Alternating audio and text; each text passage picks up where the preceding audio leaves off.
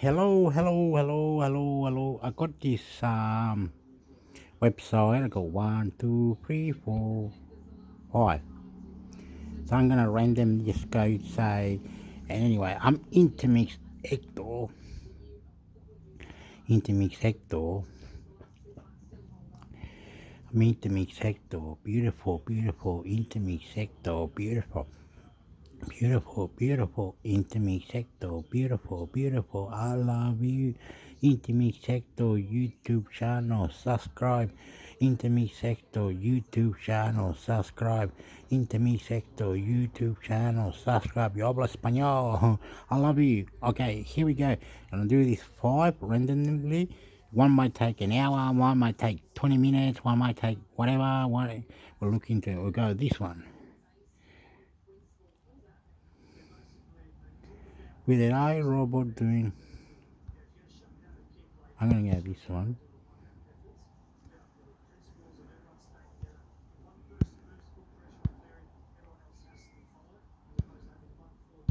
Profit Singularity is marketing legit. Unbiased review. Profit Singularity is an online course that is designed to teach you how to make money online passively.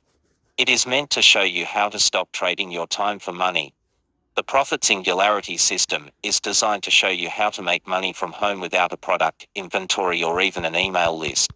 The goal is to build a sustainable online business that can help you achieve freedom and control over your time and location. Profit Singularity was designed by Mark Ling, Jerry Kramer and Rob Jones, and they claimed that with the lessons and tricks they teach you, you can make up to $31,806 per day with AI-powered funnels in 3 easy steps. In this menu, Profit Singularity Review, we take a closer look at how this course can get AI robots doing 90% of the work for you. Before I start, if you're tired of scams and want a real solution for making money online, check out my No. 1 recommendation. It's helped me earn over $300,000 in the last 12 months alone. Go here to see my No. 1 recommendation for making money online. This is a 100% free training. Profit Singularity Review. Recommended. Go here to see my No. 1 recommendation for making money online. What is Profit Singularity? Profit Singularity is an online-based program that shows you how to earn passive income by making use of affiliate marketing.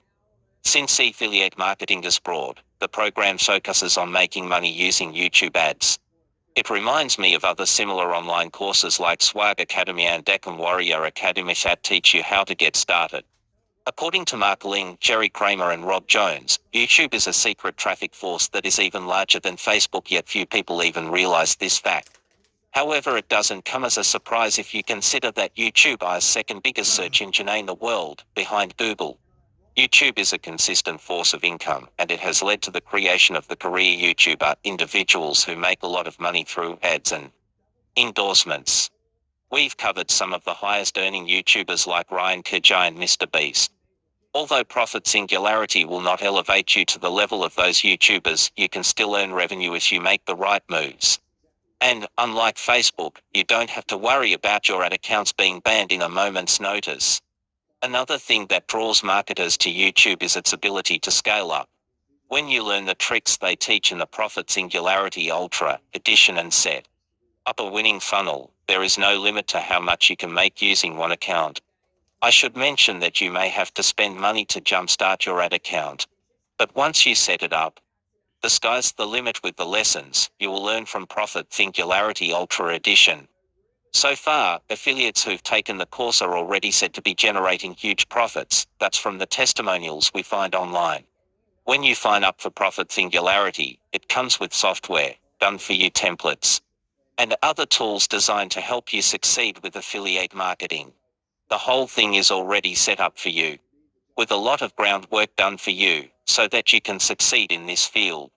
Before we get into the details, here's what you'll be getting inside Profit Singularity Ultra Edition when you sign up for it. The training you need to start making money with affiliate marketing.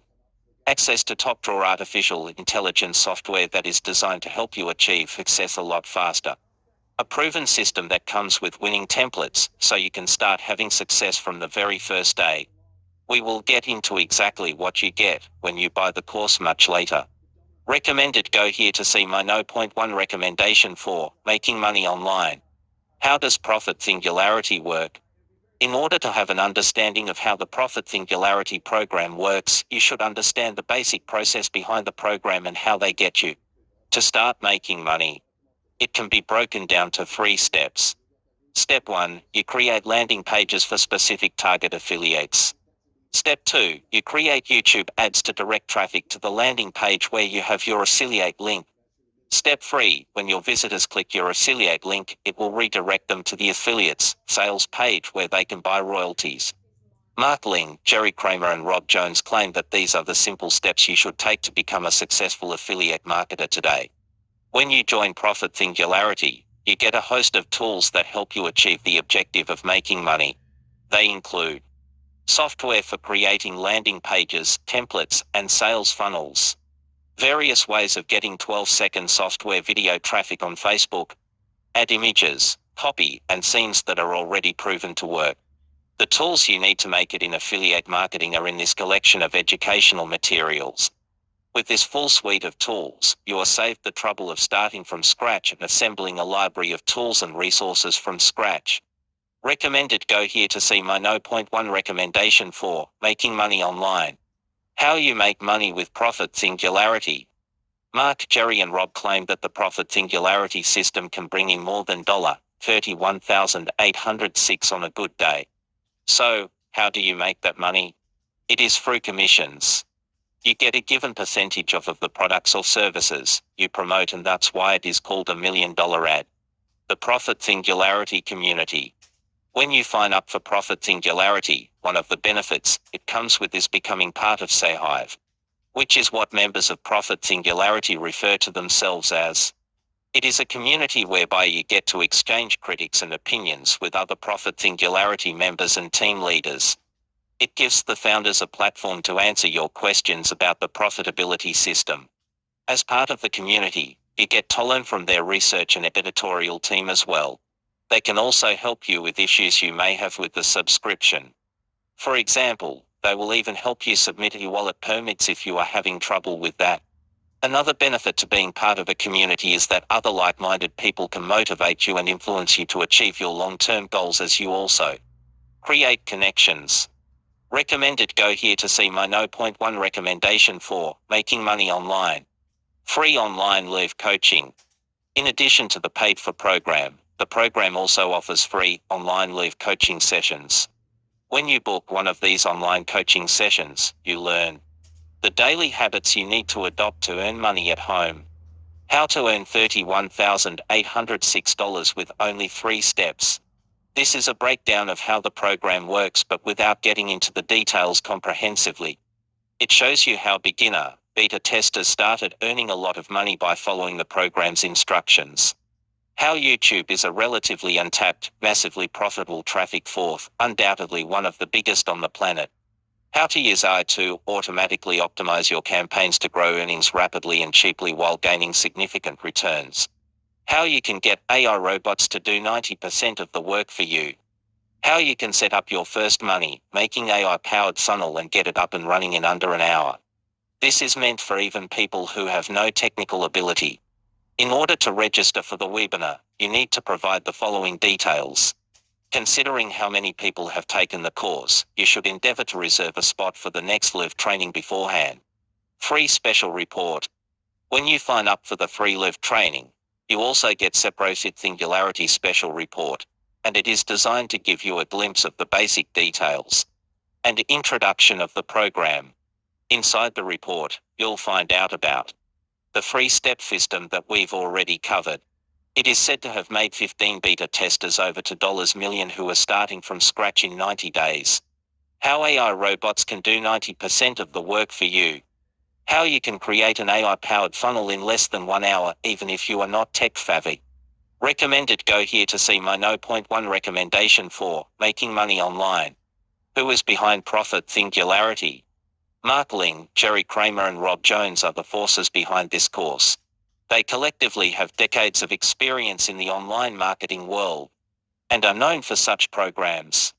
They used to offer a course called Healthy Commissions that taught people how to start affiliate marketing businesses focusing on paid advertising within the health niche. Profit Singularity is roughly based around what they were promoting with that other program because they said that it was all about making money online through affiliate marketing by earning a commission on low-ticket items, earning CPA commissions from a variety of products, how to close high-ticket sales with more expensive products, how to bring in recurring commissions by selling products that require monthly payments. The course was a game changer and different from anything else that was out there. Let's take a look at each of these guys. Mark Ling. Mark Ling has been in the online marketing game since 1999 and has risen to becoming one of the top affiliates for ClickBank. ClickBank is an affiliate network that many affiliate marketers strive to dominate. Mark Ling has been one of the top affiliates on the network for many years. Jerry Kramer. Jerry is also a top affiliate marketer on ClickBank. He focuses on the health, wealth, and relationship niches. He is a coach and he's been focusing on teaching what he knows about succeeding on the platform. He can be credited with the success of a good portion of the top affiliates on ClickBank. Rob Jones. Rob Jones is quite good at copywriting. At the same time, he's also quite successful when it comes to affiliate marketing. Rob has been working with Jerry and the goal has been to transform the lives of people both financially through their programs and through changing people's mindsets. Recommended. Go here to see my No. 1 recommendation for making money online. What is included in Profit Singularity? When you buy Profit Singularity, here is what you get. The course is supposed to last 8 weeks and during those 8 weeks, you get the following in the Profit Singularity package. How to implement and profit from AI-powered funnels. Mark Ling, Jerry Kramer and Rob Jones show you how to benefit from the step-by-step system that 15 beta testers have been leveraging to achieve financial breakthroughs. This is by using a funnel that is easy to create. With an AI funnel, you can set up campaigns quickly whenever you've got a bit of spare time. You get to learn how to pick a niche. The free guys show you how to choose winners from the math of mediocre products. These are specific offers that earn the greatest profits with the least amount of work. They even show you the exact same offers they promote that are doing well for them and their students. How to create profitable YouTube ads. This program gives you the complete, simple process of creating winning YouTube ads. You get to understand how to tap into the winning video psychology, which will enable you to drive profitable traffic to your site on command. How to create splash pages. A splash page is the page you show your customers before they even get to your landing page. You get a crash course on the psychological tricks they use on every splash page to earn maximum ROI and make money off of the products you promote. How to launch your campaign. They take you through the steps they use to launch their campaigns and the campaign settings they use to minimize risk while maximizing profit.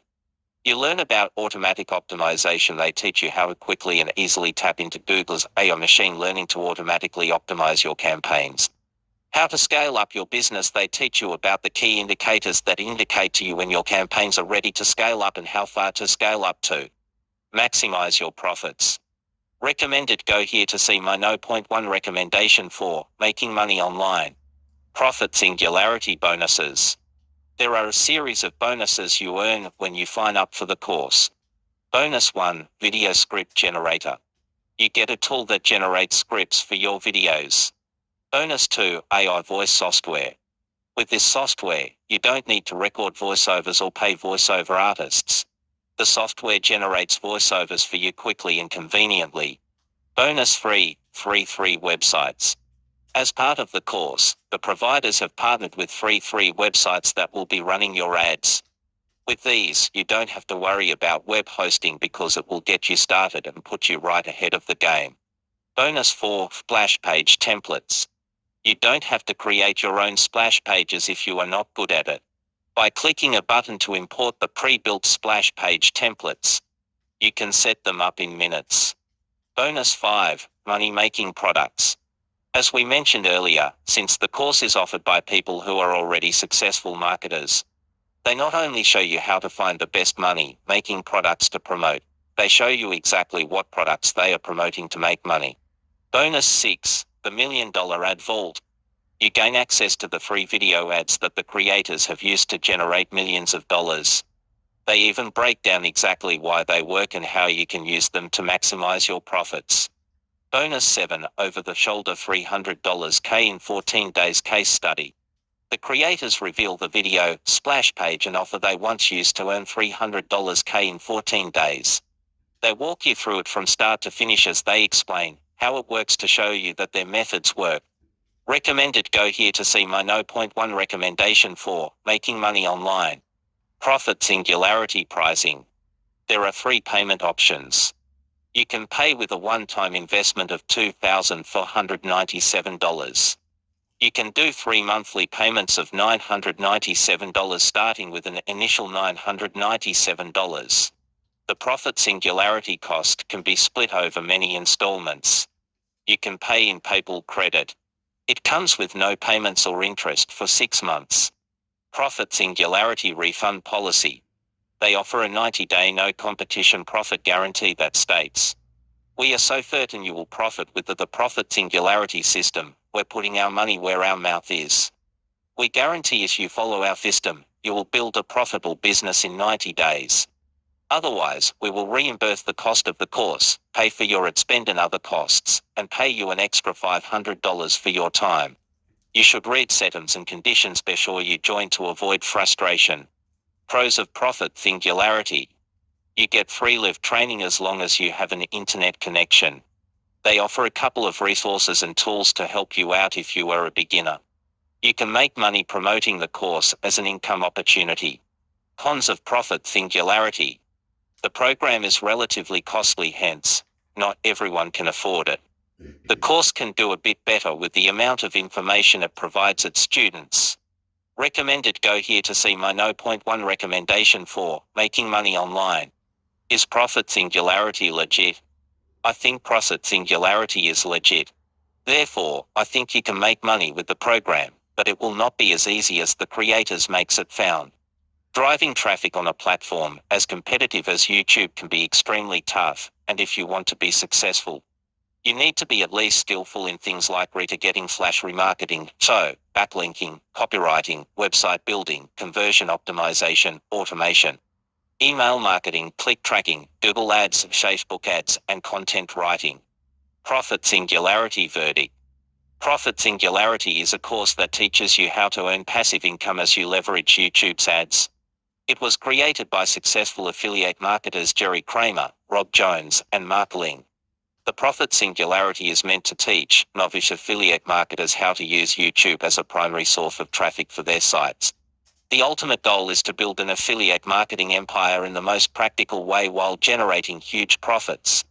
Before you leave, if you're tired of scams and want a real solution for making money online, check out my 0.1 recommendation. It's helped me earn over $300,000 in the last 12 months alone. Go here to see my 0.1 recommendation for making money online. This is a 100% free training.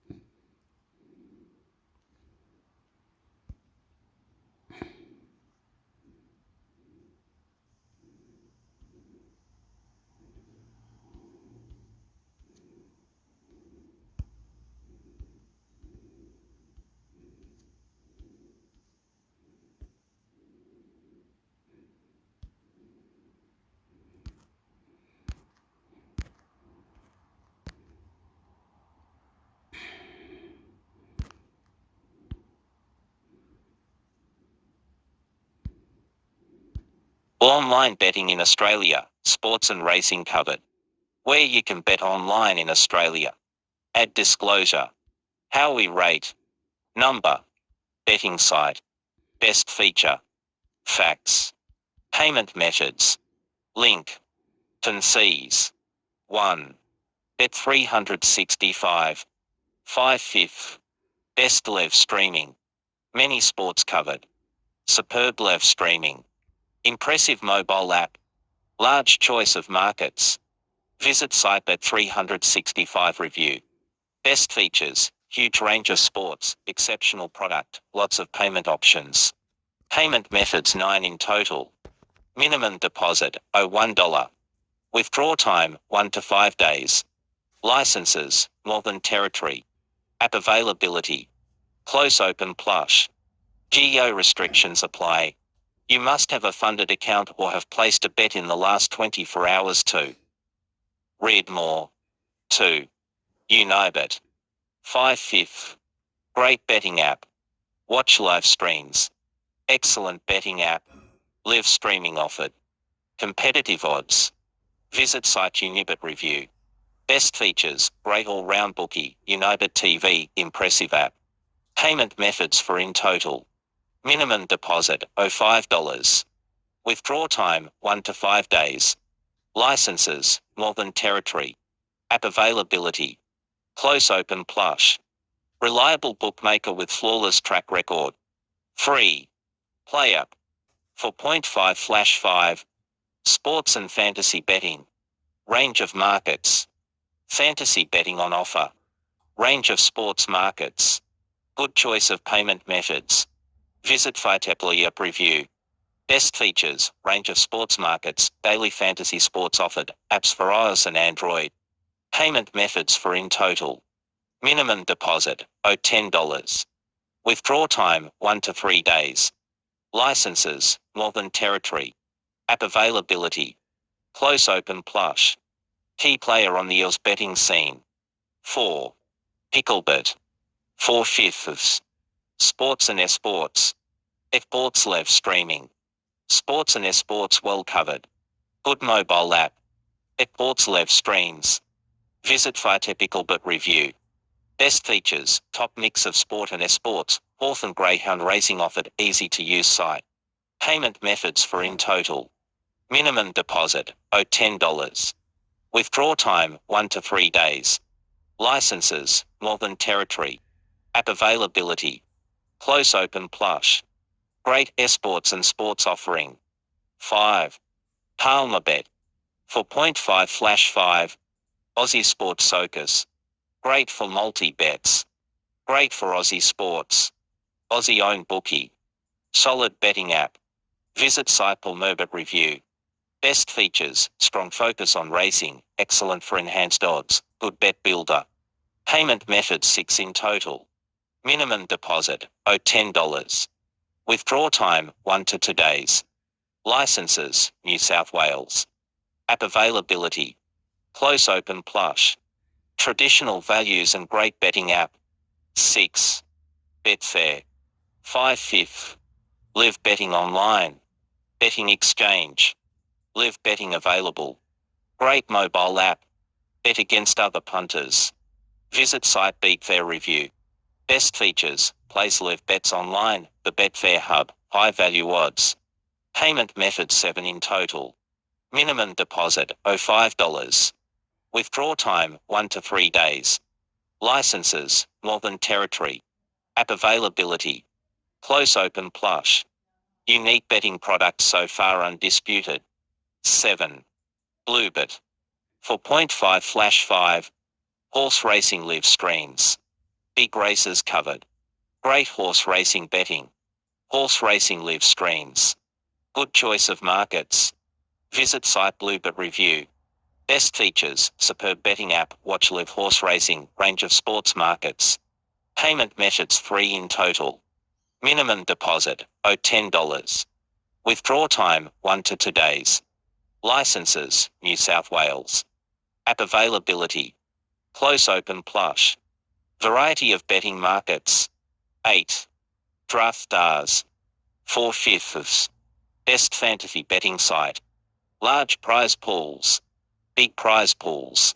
Great fantasy leagues covered. Native app available. Visit Fighter Draft Stars Review. Best features, array of fantasy sports leagues, big prize pools, private fantasy leagues.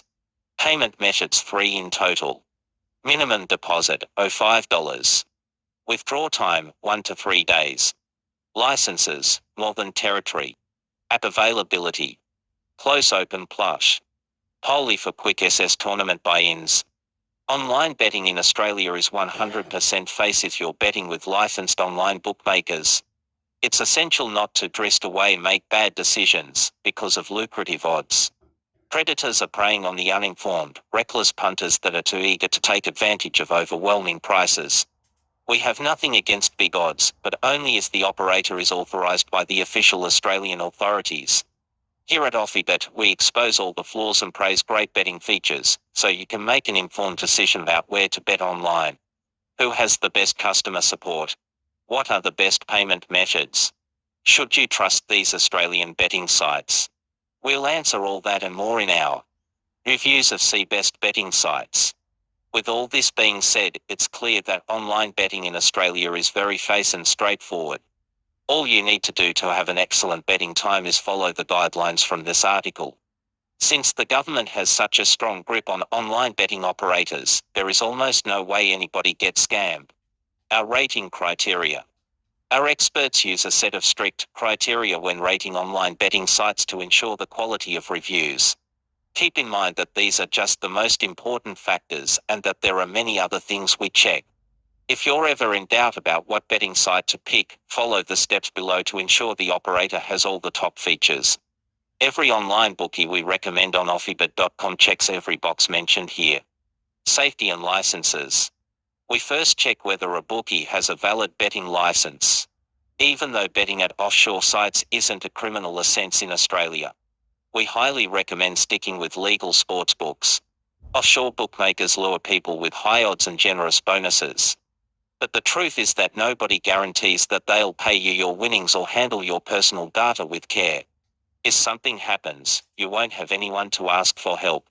On the other hand, the regulated bookies we recommend here all have betting licenses, meaning that you can always call the regulatory agency if anything goes wrong. Mobile bet apps. Having native betting apps for iOS and Android is a must-have these days. If a bookie doesn't have dedicated apps, it's safe to say that you're dealing with a subpar operator. We also test how snappy betting apps are and whether it is easy to find odds and use different betting features. Convenience is the most important factor here, since all bookies offer the same range of odds, markets and betting features across all platforms. Sports and markets. Every betting site covers the most popular sports like AFL, NRL and NBA, but only the best ones also offer niche sports such as table tennis or snooker. The selection of markets is even more important. Having the option to use advanced bet types increases your chances of winning and makes betting much more fun. That's why our top sites offer even over 100 markets for popular matches. Live betting and streaming. Live betting is widely available in Australia, even though punters have to give bookies a call to place in-play bets. On the other hand, live streaming is available only at a handful of best-equipped betting sites. If a bookmaker offers a decent range of live bets and an option to watch live sports and races on their site or app, you can be sure you're dealing with a high-quality operator. Payment methods. Being able to deposit with some of the popular payment methods can make your life so much easier. Betting sites should have at least the basic payment options available, like Visa, MasterCard, Poly and bpay. Anything less than this is unexceptionable. Best bookies also offer PayPal, which is easily the best payment method for online sports betting. How does online betting work? People have been betting on the outcomes of things for thousands of years. Archaeologists found gambling gear from ancient Mesopotamia dating more than 5,000 ago, so it's safe to say that betting has been a part of human culture from the beginning of history. In broader terms, we can define betting as gambling money, possessions, time or anything else of value on the unknown outcome, whether it is a sports match, a horse race or even something trivial like a weather forecast. What is a bet? Bet is something that is laid or pledged between two parties on the outcome of an unpredictable event, such as a race or a game. However, betting isn't the same as gambling, because a person placing a bet has a better idea of what the outcome might be than the person who simply gambles at a casino. Even though betting also involves a lot of risk, punters can benefit much more from research than people who gamble and rely on pure luck. People used to go to betting shops or phone bookies to place bets. Luckily nowadays, you can do all this online. Many online betting operators offer hundreds of odds and betting markets. It was never easier to go and place a quick bet on your favorite sports or racing event. To start with online betting on sports, you first have to pick a betting fight and register an account. This requires you to fill out a fine form and confirm your identity. Don't worry about this, it's a standard procedure. And all bookies we recommend are licensed and regulated, meaning they do business within the boundaries of Australian laws.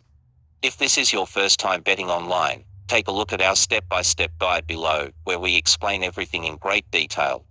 1. Pick a betting site. Choose a betting site you like the most. Check out some of our top partners if you're unsure where to start. 2. Register an account. Click the Sign Up button and fill in the form to create an account. 3. Confirm your identity. Note that you'll have to use your ID or some other document to confirm your identity. Don't worry, this is a standard procedure. 4. Deposit. Go to the cashier, pick a payment method and follow the instructions to place your first deposit. 5. Pick a bet. Choose a match and a bet you like the most and add it to your bet slip. 6. Enter amount. Go to your bet slip and enter the amount you want to wager. 7. Confirm your bet. Once you click the confirm button, your bet will be off. Is online betting legal in Australia? You don't have to go out of your way to bet legally, whether it's horse racing, soccer, cricket or rugby you prefer. All Australian bookmakers have to follow many rules, which gives them access to one of the most passionate betting communities in the world. Regulations are a good thing in this situation since they guarantee Australian sports betting fans are protected every step of the way. Online sports betting is regulated under the Interactive Gambling Act of 2001, which has been updated several times since its initial introduction. Under this law, all forms of online gambling are forbidden. But luckily, there are some exceptions. Legal online gambling services under the Interactive Gambling Act. Online sports betting. Online racing betting. Some online lotteries. Restricted online gambling services under the Interactive Gambling Act. Online casinos. Online slots. Online in-play betting. Online bookmakers without an Australian licence. Betting on the outcome of a lottery.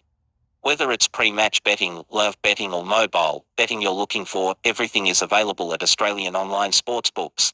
So far, there are no restrictions to the type of events you can bet on, meaning there are no sport or race restrictions. You can even bet on the outcomes of elections and TV shows. In short, online betting on horse racing or any sport you can think of is completely legal in Australia. However, make sure you are betting with licensed, regulated and reliable betting agencies, like any site featured on offibet.com. Who regulates betting in Australia? Australia currently has 8 regulatory bodies that oversee not only sports and racing betting, but also poker machines, casinos, and lotteries. These government agencies issue gambling licenses, which guarantee that every betting operator is doing business within the boundaries of the law. Note that different operators may have licenses from different territory regulators. Don't let this confuse you, because if a bookie has a license from one regulator, it's allowed to legally accept customers from any part of Australia. If you see a license from any of the regulators listed below, you can be sure that the betting fight is faced to use. Act Gambling and Racing Commission.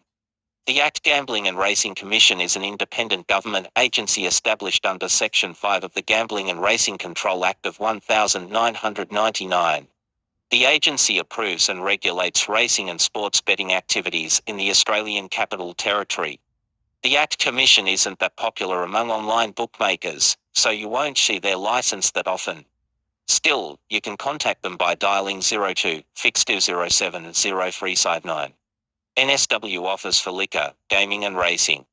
The office regulates liquor, betting, gaming and clubs in New South Wales. This agency also works closely with businesses to support the economy's growth. They are among the most popular regulators in Australia. You'll see many bookies holding their licenses, including Palmerbet and EliteBet. You can contact NSW Office for Liquor, Gaming and Racing by dialing 1324 720 or emailing contact.us@liquorandgaming.nsw.gov.au. Department of Business, Northern Territory Government. Northern Territory Government has a special division that regulates gambling licenses, casinos, gaming machines, online gaming, greyhound and thoroughbred racing. This is by far the most popular license in Australia, with over 30 registered betting sites. Most popular sites, like Bet365, Bluebet and Unibet, all do business under a Northern Territory license. If you want to contact them, just dial 0889995511 and they'll transfer you to an appropriate person. Office of Liquor and Gaming Regulation. The Office of Liquor and Gaming Regulations oversees all types of sports and racing betting on the Queensland Territory.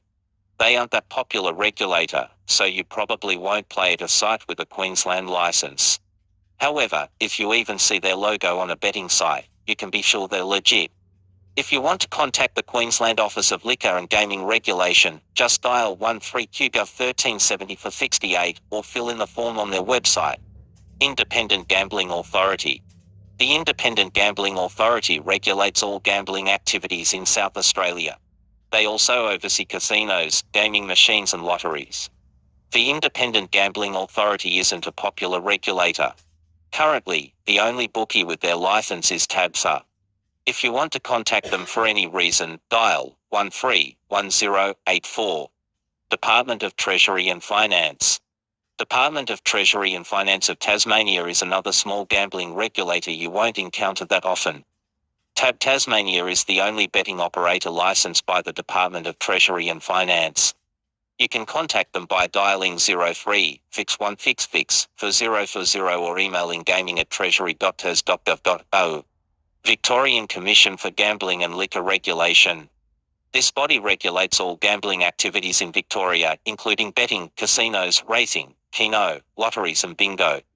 Their mission is to ensure integrity and prevent any harm from illegal or unsafe gambling. If you have any questions or doubts, you can reach out to them by dialing 1300 182 457. Some smaller operators, like Winnersbet and Swissbet, hold the Victorian license, so you probably won't see their logo that often. Department of Racing, Gaming and Liquor. Department of Racing, Gaming and Liquor regulates all gambling and racing activities in the Territory of Western Australia. This is another smaller agency with only one registered bookmaker at the time of writing. You can contact them by calling fix18-6551 for 888 or emailing rgl@dlgs.wa.gov.au. Are betting promotions legal in Australia? Online betting promotions and bonuses are 100% legal in Australia. However, after massive public pressure for stricter online gambling regulations, the Australian government introduced the Broadcasting Services Act, which forbids bookies from advertising any kind of betting incentives. This means that Australian bookmakers aren't allowed to show betting bonuses to unregistered users, which is why you also won't see any betting promos on our site. Australian Communications and Media Authority is in charge of imposing all Australian betting laws. If you have any further questions about betting regulations in Australia, you can contact them by dialing 1300 850 115 or emailing info@acma.gov.au. Note that this doesn't mean that the bonuses are banned entirely. Australian online bookies still offer many betting promotions, such as free bets, match deposit bonuses and reload bonuses. The only difference is that now you'll first have to register an account to access special offers. That's why we advise you to focus on big, established bookies, since they usually hide the best bonuses behind the curtains. Note that some of the local governments impose even stricter regulations on advertising betting bonuses. NSW has completely forbidden a few types of betting bonuses, such as sign-up bonuses and referral bonuses. Victoria is also one of the territories where all kinds of bonuses for new customers are illegal. Responsible online betting. All Australian online betting agencies are responsible for promoting responsible wagering. This incorporates kite checks, loss and wagering limits, self-exclusion, and most importantly respecting customer decisions. It's important to bet online in moderation, as it can quickly go out of control. Needless to say, if you use these deposit and wager limits, it's highly unlikely that will happen. Just remember, it's not the end of the world if you don't place a bet. Though, it can be the end of your world if you place too many bets. Not only is the government providing these services, but it's also monitoring online betting companies in Australia to ensure they, all respect the code. In the past, there have been many oversights and half penalties that damaged uncompliant bookmakers, brands and public image. History of online betting in Australia. Aussies have been passionate bettors for a very long time, so it's no wonder online betting on sports and racing stuck so quickly. Below you can take a look at a quick historical overview of racing and sports punting in Australia. We cover everything from the beginnings in the early 1800s to the newest laws that regulate online betting. Betting regulations by territory. Even though the Australian Government and the Australian Communications and Media Authority are overseeing online betting across entire Australia, some local governments impose slightly different regulations. We will discuss the online betting landscape in a few of Australia's regions down below. NSW Sports Betting. NSW sports and racing fans can join a plethora of excellent betting sites despite this territory having some of the strictest betting laws in Australia. They have completely banned the use of welcome and referral bonuses, as well as a few other bonus types that incentivize people to sign up. That's why you'll see a disclaimer that says not available in NSW in some bonuses and Cs. Apart from this, New South Wales also has much harder rules for advertising betting on television and print media, which was very common in the past. New South Wales is notorious for its many gambling laws. These are all the laws that regulate betting in NSW. Betting Tax Act 2001. Casino Control Act 1992. Charitable Fundraising Act 1991. Gaming and Liquor Administration Act 2007. Gaming Machines Act 2001. Gaming Machines Tax Act 2001. Liquor Act 2007. Lotteries and Art Unions Act 1901. Betting and Racing Act 1998. Totalisator Act 1997. Unlawful Gambling Act 1998. Even with all these restrictions, NSW betting fans can enjoy betting on all major Australian and international sports. SL's base is especially strong in this part of the country, primarily because of the popularity of Sydney Swans.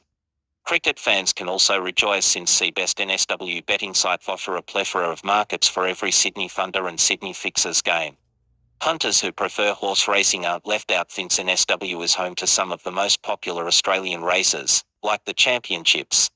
Betting sites like Bluebet, PalmerBet and Bet365 allow all registered customers from NSW to bet on a vast selection of Australian and foreign races.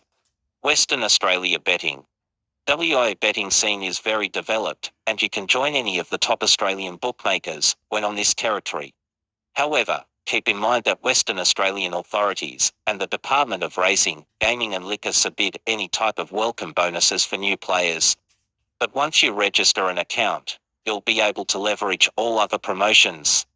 Above-mentioned institutions also oversee the use of the Betting Control Act and the Bookmakers Betting Levy Act on the territory of Western Australia. WA bookmakers cover all the most popular Australian sports with an accent on the popular Western Australia teams. If you want to bet on the West Coast Eagles or Fremantle Dockers, WA betting sites like Bet365 or Bluebet will have everything you need. Perth Wildcats and Perth Scorchers fans also don't have anything to worry about since cricket and basketball are also well covered. Bet365 may even offer an option to watch some of the matches live on their website. Victoria betting. Punters from Victoria can join many excellent betting sites even if they are not licensed by Victorian Commission for Gambling and Liquor Regulation.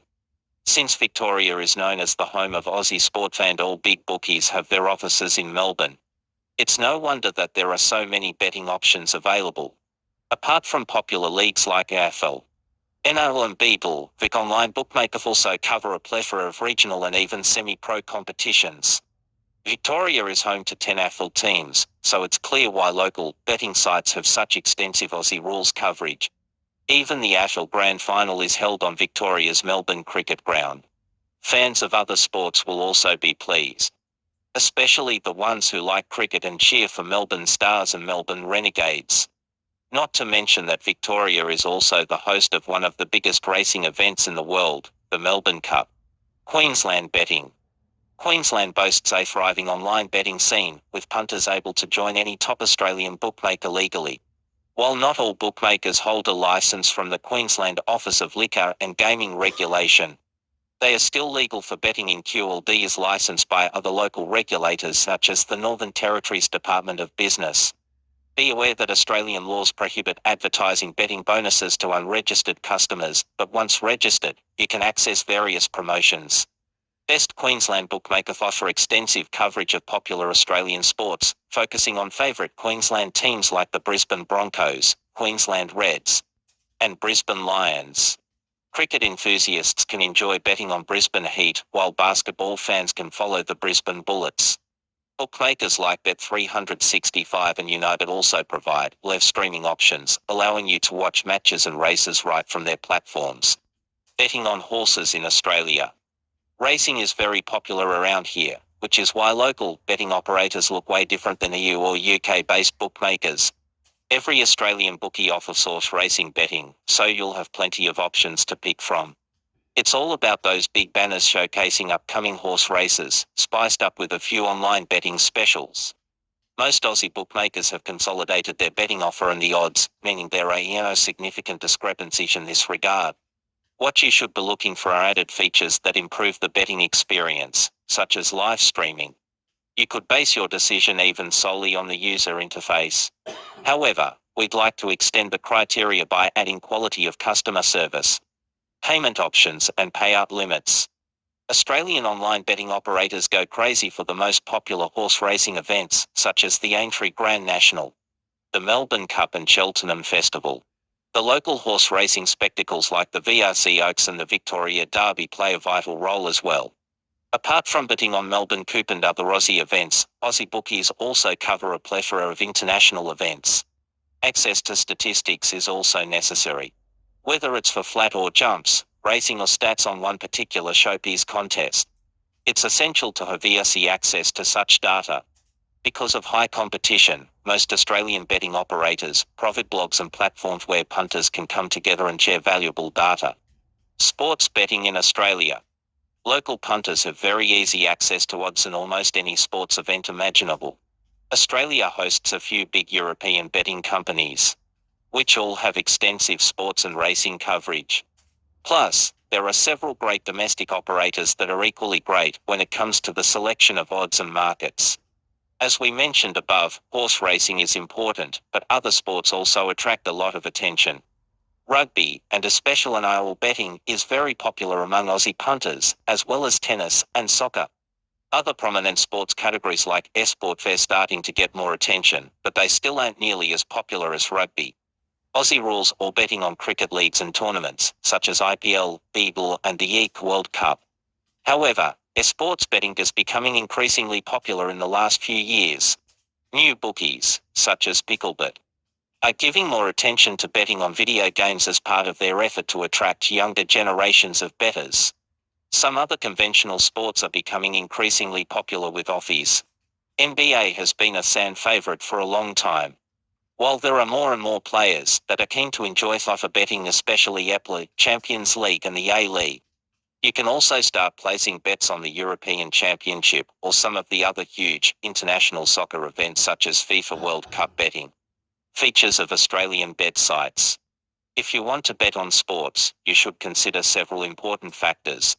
We list below the most popular betting features available at Australian Online Bookmakers.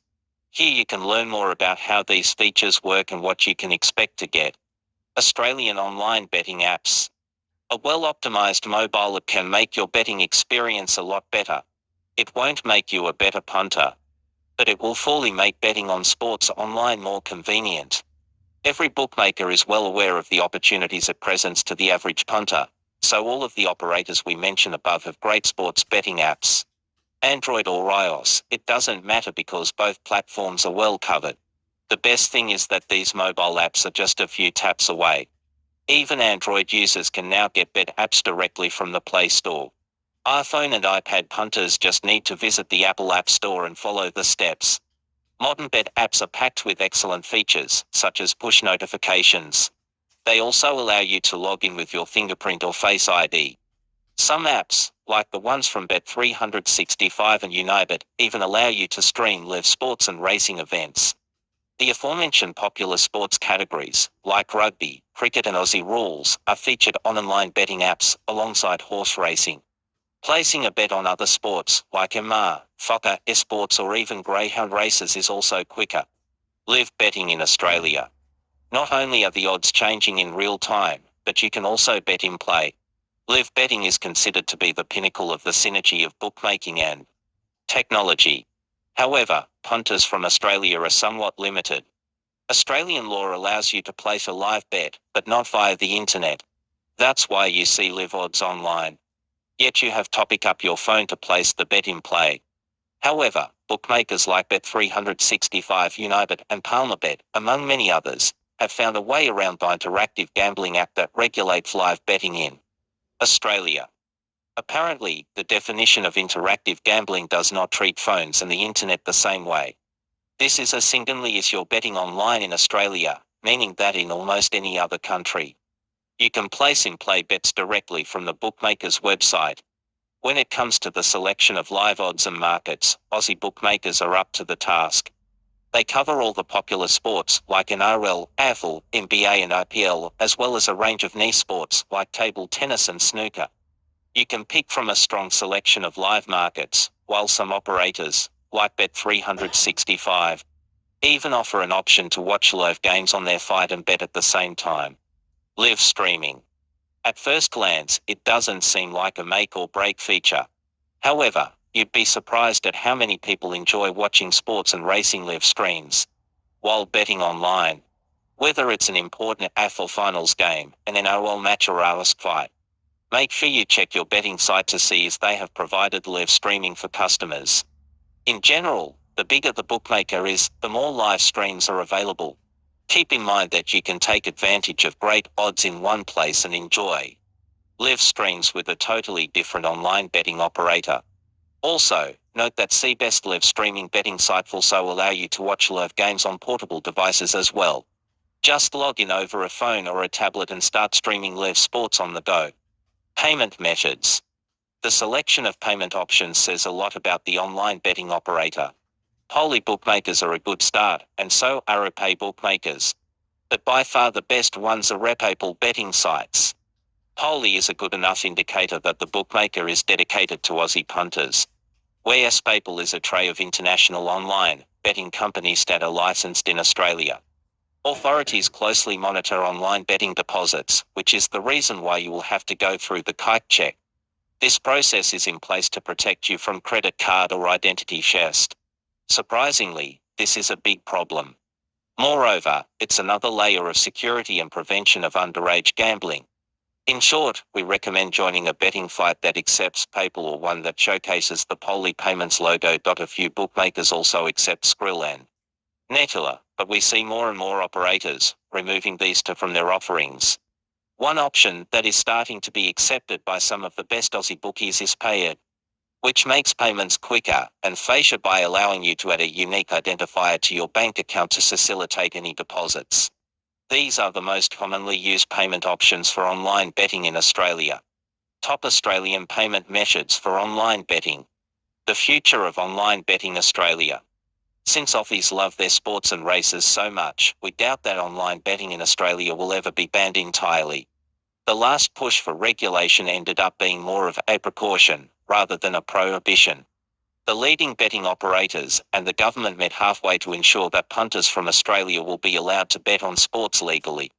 Although sports bettors can no longer base their decision where to bet based on betting promotions, thankfully, they can still bet with reliable online betting operators. There are many great betting sites in Australia. Our favorites are Bet365, Unibet, PalmerBet and Bluebet, because they all have a comprehensive betting offer and great mobile apps. If you want to see the full list of top 9 bookmakers, just click the button below. Best betting operators in Australia. Facts. Can I bet online in Australia? The Interactive Gambling Law regulates online betting, but it does not prohibit it. This means online betting is legal, but there are some restrictions. We talk more about legal limitations on online betting in Australia on this page. How risky is online betting? Online betting as a product is not risky at all because it's a regulated market. However, betting can be risky, based on the individual selections, the odds, and the betting market. How online betting works? Online betting sites offer odds, and punters are free to place their bet accordingly. There is a small margin, which allows operators to make a profit in the long run. Operators always have the upper hand. Can I bet in play online in Australia? Yes, you can, but it is not as simple as regular, pre-match wagering. Although live betting odds are available, you will have to call the operator to place the in-play bet.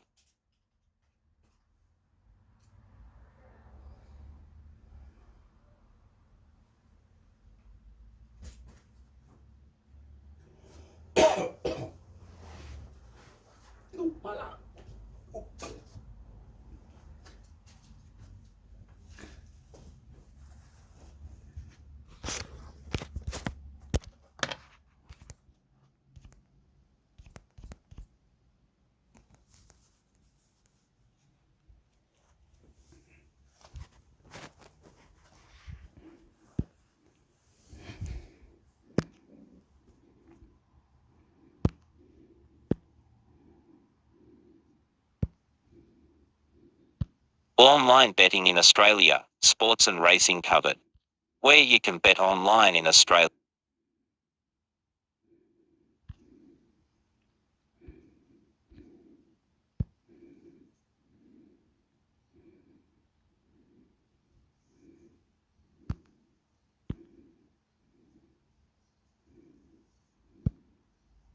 Pickleball racing, sports and esports betting.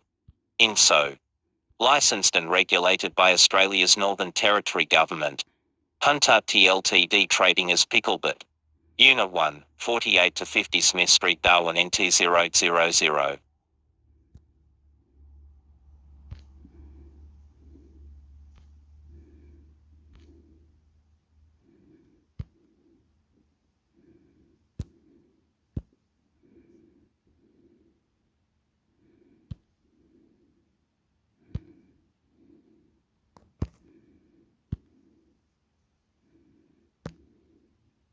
What is Authog PT?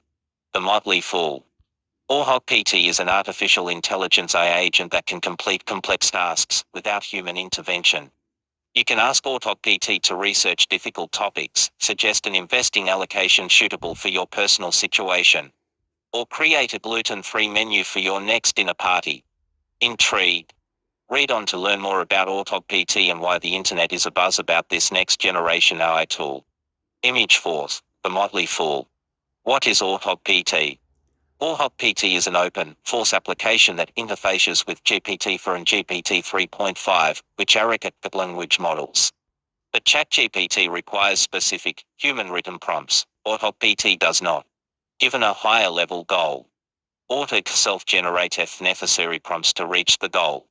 The application then works through those prompts one by one. As it works, Authog PT gathers data to refine or validate its prompts and their outputs. The application then iterates until it completes the tasks and the top-level goal.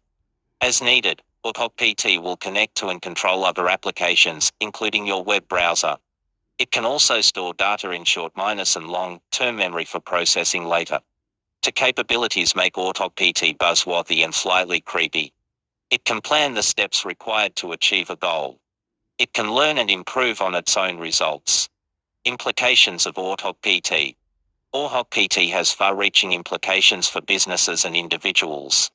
The differentiator from other mainstream AI tools is Authog PT's feedback loop that allows it to plan, learn and improve. With that approach, Authog PT can streamline many processes that are labor-intensive for humans. For businesses, these include writing and debugging code, creating content, analyzing data, and developing business plans. Individuals can use the autonomous AI agent to help with budgeting and investing, event planning, and price research. That's the optimistic view. The other side of the story is that AutoPT today is in the earliest stages of its development. Outputs and actions taken by the AI agent could potentially be inaccurate or counterproductive. AutoPT also processes information literally, which can be problematic in decision-making scenarios. Consider the question of risk tolerance. Novice investors who haven't been through a major market downturn might tell AutoPT they have a large appetite for risk. AutoPT would accept that input and make recommendations accordingly. A human financial advisor, on the other hand, can test and confirm that answer with additional probing questions, such as, how would you feel as your portfolio dipped from $100,000 to $70,000 overnight? Deep learning. Deep learning, an advanced branch of AI, finds patterns in data, aiding predictions. How can I use AutoPT? AutoPT is free and available for anyone to use, but it is not accessible from a web browser. You must install AutoPT locally. You also must set up an account with OpenAI to create API keys. Those keys facilitate AutoPT's access to the ChatGPT language models. There is a cost for connecting to the OpenAI APIs. GPT-4 API charges range from 3 cents to 12 cents per 1,000 tokens, or about 750 words, used. You can find many online tutorials that walk through the AutoPT installation process. The main steps are: download a package manager, download and install Git and Python, download, install, and configure AutoPT. Configuration involves updating a system file to include your OpenAI API key. You can then monitor your API usage and related costs in your OpenAI account. The installation process can be intimidating for non-technical users since it all happens in the terminal. The text-based terminal is also where AutoPT runs. AutoPT in practice. When you open AutoPT, your first action is specifying a goal. The prompt is I want AutoGPT-2. I told the application to design a $100,000 investment portfolio as allocations for stocks, bonds, and cash, assuming I have 20 years until retirement and I want to build wealth. From any prompt, AutoPT will return its thoughts, reasoning, plan, and criticism. In my test case, the application responded with the following. Thoughts: as an investment advisor, I should start by analyzing the current market conditions and reviewing the client's financial goals and risk tolerance. This will help me determine the appropriate asset allocation for their portfolio. I should also consider the client's time horizon and any specific investment preferences they may have. Reasoning: analyzing the market and the client's financial goals and risk tolerance is the first step in developing an appropriate investment portfolio. Plan: analyze the market conditions. Review the client's financial goals and risk tolerance. Consider the client's time horizon and investment preferences. Develop an appropriate asset allocation for their portfolio. Criticism: I need to ensure that I am taking into account all relevant factors when developing the investment portfolio and that I am not making any assumptions or taking unnecessary risks. So far, so good. AutoPT then put the plan into motion by using Google to collect information on the current market conditions. Next, the application created a text file where I could document my financial goals, risk tolerance, time horizon, and investment preferences. Here's where things go sideways. For some reason that's unclear, AutoPT didn't stop and wait for my input but updated the text file on its own. It noted a moderate risk tolerance, long-term time horizon, and 3 financial goals: save for retirement, buy a house, and pay for children's education. In real life, only their retirement goal is applicable to me. Still, AutoPT kept working to answer the initial prompt of suggesting an asset allocation. Its recommended portfolio composition was 60% stocks, 30% bonds, and 10% cash.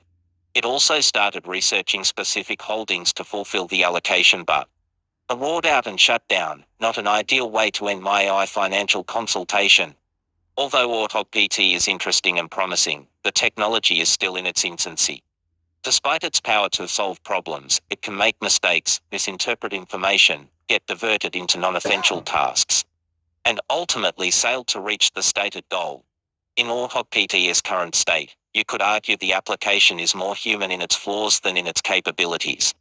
Our credit card experts used this card, and it could earn you $1,306 seriously.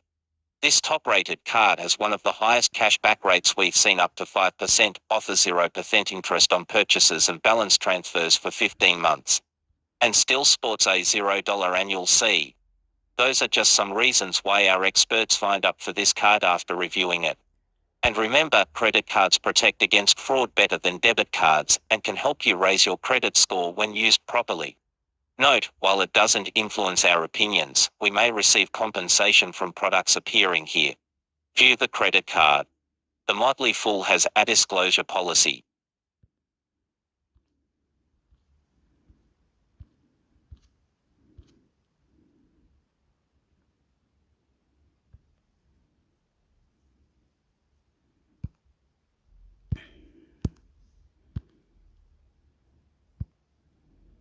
Discover it registered sign cashback review. Let's cut right to the chase. Our experts have decades of experience and have reviewed hundreds of credit cards. The Discover It registered sign cashback card is one of the very few that's so good. Our top experts have signed up for it personally. Here's why they use it. You'll earn up to 5% cashback on rotating activated categories. You'll actually use on up to $1,500 in purchases each quarter. Discover will automatically match all the cash back new cardholders have earned at the end of the first year. Even the purchases you earn 5% cash back on will get an unlimited match. These perks combine to give the card the highest cashback potential we've seen. On top of that, you'll pay 0% interest until nearly 2025 on both purchases and balance transfers. That's 15 months of a 0% intro app. The go-to rate of 17.24%, 28.24% variable app applies after the intro period. No annual fee. Click apply now to apply today. Long 0% intro app. Discover it registered sign cashback. Great for massive cashback rewards. Credit score. Circle with letter I in it. Falling within this credit range does not guarantee approval by the issuer. An application must be submitted to the issuer for a potential approval decision. There are different types of credit scores, and creditors use a variety of credit scores to make lending decisions. Recommended credit score required for this offer is good / excellent 670-850. Poor. Fair. Good. Excellent. 300-579. 580-669. 670-739.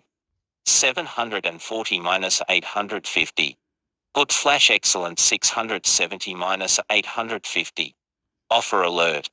Discover will automatically match all the cash back you've earned at the end of your first year. Rewards. Circle with letter I in it. Earn 5% cash back on everyday purchases at different places each quarter, like Amazon.com, grocery stores, restaurants, and gas stations, up to the quarterly maximum when you activate. Plus, earn unlimited 1% cash back on all other purchases automatically. 1% 5% cash back. Welcome offer. Circle with letter I in it. Intro offer, unlimited cashback match only from Discover. Discover will automatically match all the cash back you've earned at the end of your first year. There's no minimum spending or maximum rewards. You could turn $150 cash back into $300. Cashback match. Intro app. Purchases 0%, 15 months. Balance transfers 0%, 15 months. Regular app. 17.24%, 28.24% variable app. Intro offer, unlimited cashback match only from Discover. Discover will automatically match all the cash back you've earned at the end of your first year. There's no minimum spending or maximum rewards. You could turn $150 cash back into $300. Earn 5% cash back on everyday purchases at different places each quarter, like Amazon.com, grocery stores, restaurants, and gas stations. Up to the quarterly maximum when you activate. Plus, earn unlimited 1% cash back on all other purchases automatically. Discover could help you reduce exposure of your personal information online by helping you remove it from select people's search sites that could sell your data. It's free. Activate with the mobile app. Every $1 you earn in cash back is $1 you can redeem. Get a 0% intro app for 15 months on purchases. Then 17.24% to 28.24% standard variable purchase app applies, based on creditworthiness. No annual fee. Click through to Discover's website to see terms and conditions. So what can this actually add up to in the real world? We calculate that cardholders can secure $1,306 alone from the first year bonus and premium cash back. See how below. Not a bad return on investments for the 2-minute application process. One thing we should note, it's not uncommon to see credit card companies adjust the benefits on cards over time. While we don't know if that'll happen here, if you're interested in the card, we do recommend using this link to apply today to make sure you don't miss out on all of this card's perks. Why we rate this as a top cashback card. 0% intro app for 15 months for purchases. On top of the high cashback rate, this card also features a very competitive 0% intro app offer. This can be a smart way to finance larger purchases, or simply if you find yourself in a temporary bind and want to avoid interest until nearly 2025.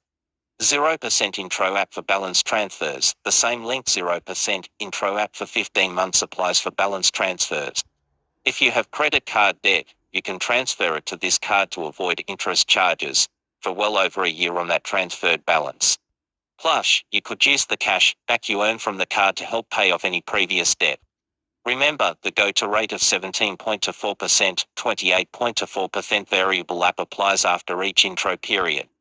Earn up to 5% cash back. Cardholders earn 5% cash back on everyday purchases at different places each quarter, like Amazon.com, grocery stores, restaurants, gas stations, up to the quarterly maximum of $1,500 on purchases. And when you activate, category activation is easy. Discover will send you an email before each quarter, and then you simply activate with one click. All other purchases earn 1% cash back.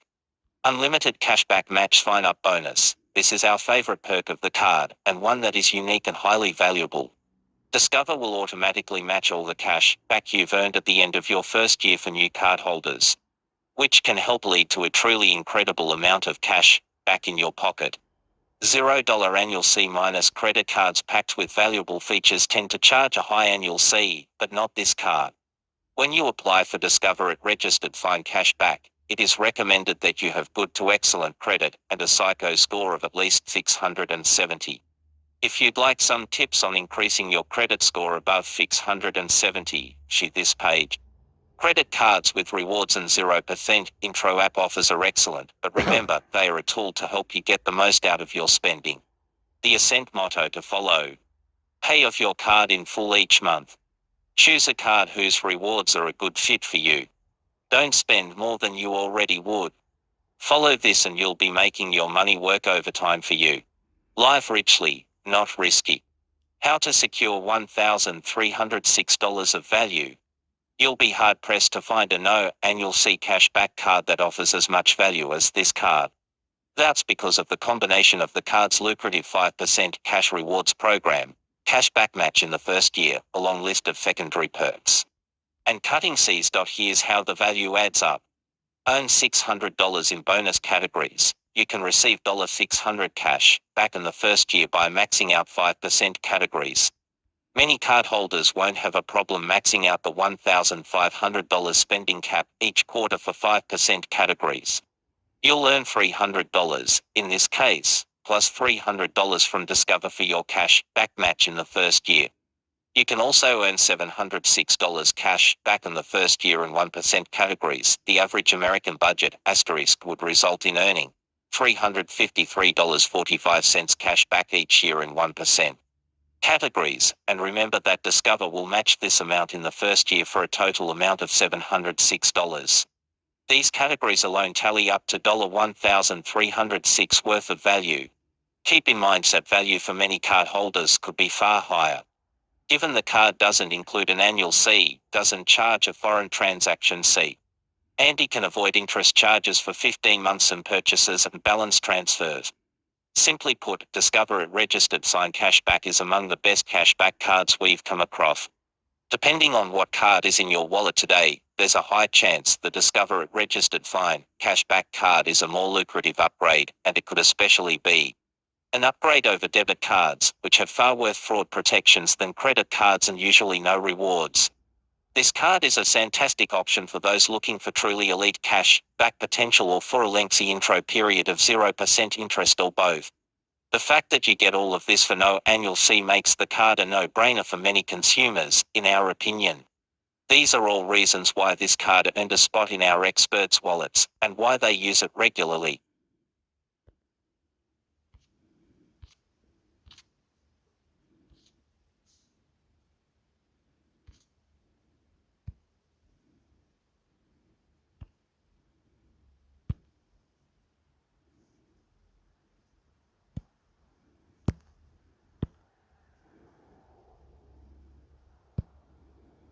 Rewards Credit Card Cashback Credit Card Discover. https://www.discover.com/creditcard/defaultifer equals yes and campaign equals do-ascent card. Discover It Registered Sign Cashback Credit Card. Apply in minutes with our easy application process. 99% nationwide acceptance. Discover is accepted nationwide by 99% of the places that take credit cards. Point 8. Benefits that don't just talk the talk. 0% intro for 15 months on purchases and balance transfers and 3% intra-balance transfer. See until December 10, 2023. Then 17.24% to 28.24% standard variable purchase app and up to 5% fee for future balance transfers will apply.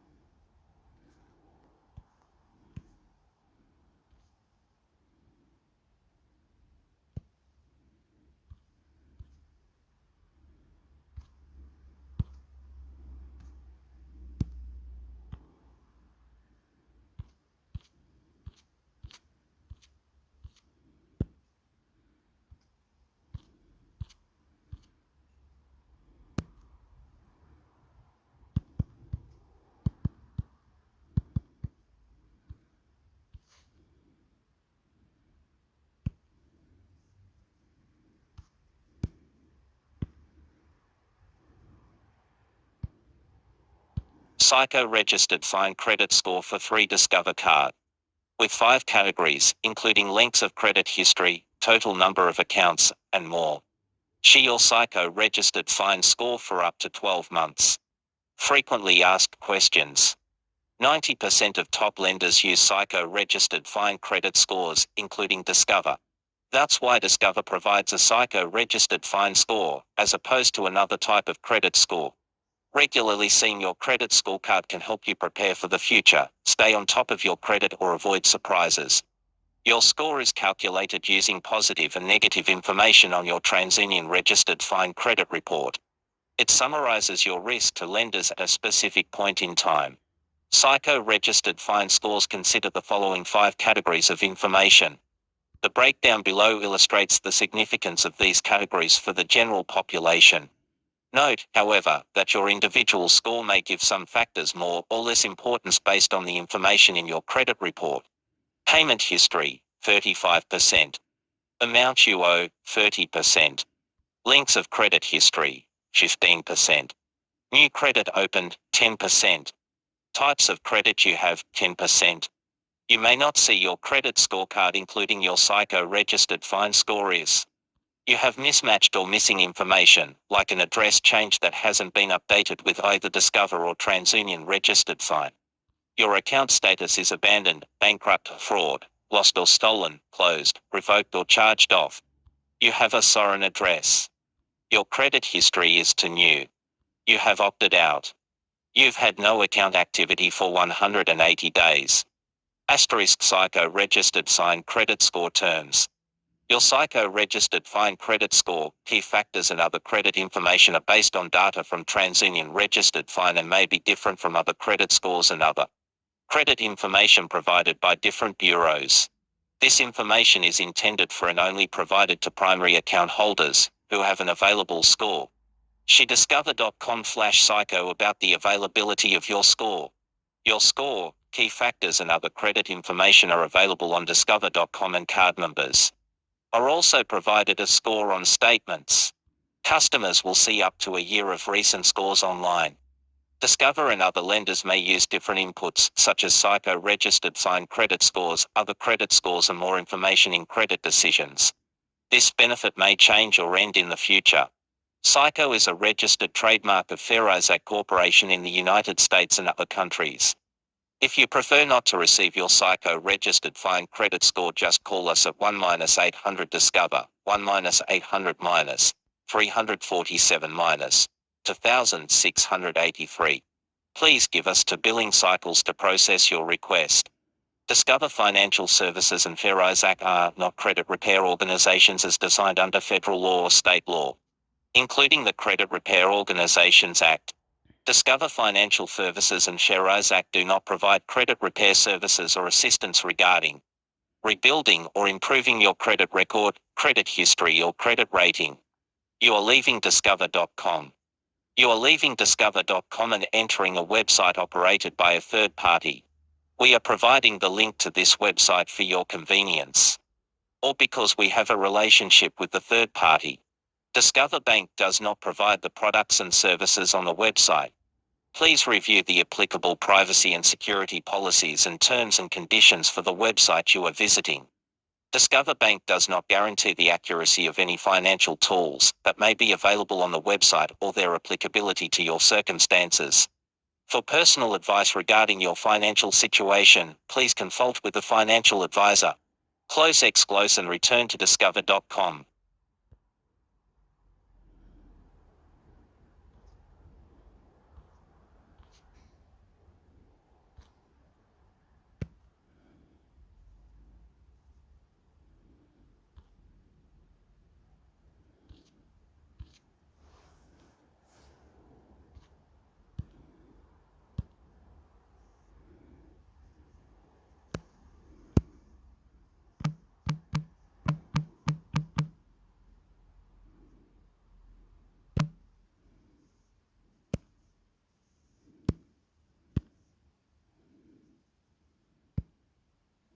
Shop online, anywhere Visa is accepted with Zip single-use card.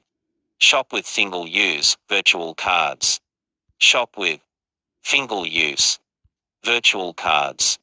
Single-use virtual cards are a secure one-time, only transaction that allow you to shop online wherever Visa is accepted. 3 reasons to shop with a single-use card. Convenient. Shop online, everywhere. Use a single-use card everywhere Visa is accepted. Simple. Easy copy and paste feature for faster checkouts. Safe and secure. Zip single-use cards expire as soon as they're used, so they're safe and secure every time. How to shop online with the app. Search for any store or product in the Shop tab. When you're ready to pay, tap Pay with Zip. The single-use card auto-fills the checkout form. Enjoy your purchase. Shop at our featured stores. Do more with the app. Get instant access to shop now, pay later at thousands of brands online or in store. Frequently asked questions. Zip single-use virtual card feature allows customers to shop the world online using the Zip app.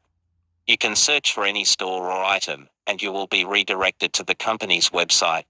It's as simple as adding your desired items to your cart, filling out your personal details at checkout and selecting Pay with Zip. If the company is not partnered with Zip, you can generate a single-use card which is auto-filled in the payment section of the website and voila. At Zip we promote responsible spending, meaning we may decline a transaction that does not align with these guidelines. View the full list of blocked merchants.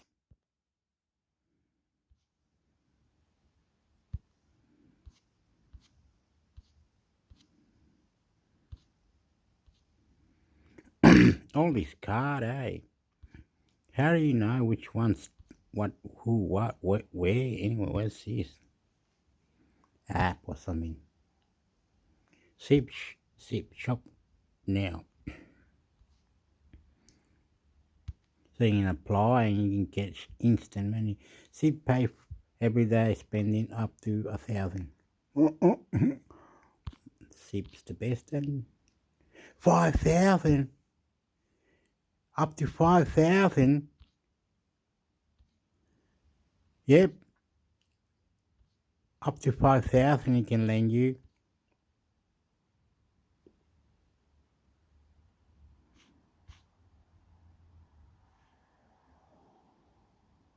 So I'm not going to read it. I'm going to do this like there.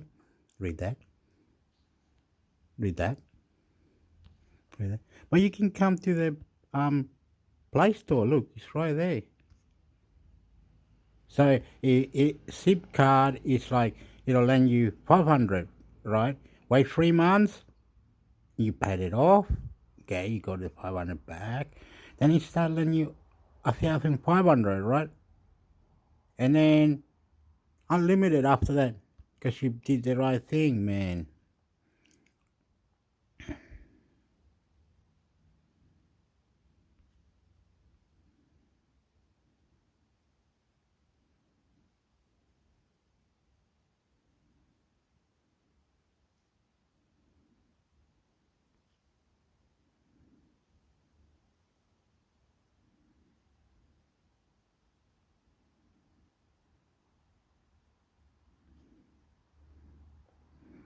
Anyway, we've done that. Now get out of that. I didn't like that. I'm gonna get this one. What's this one about? Auto GP free money. Okay, you dig it. How to make money. I will have to put all this on the description. You know what I mean?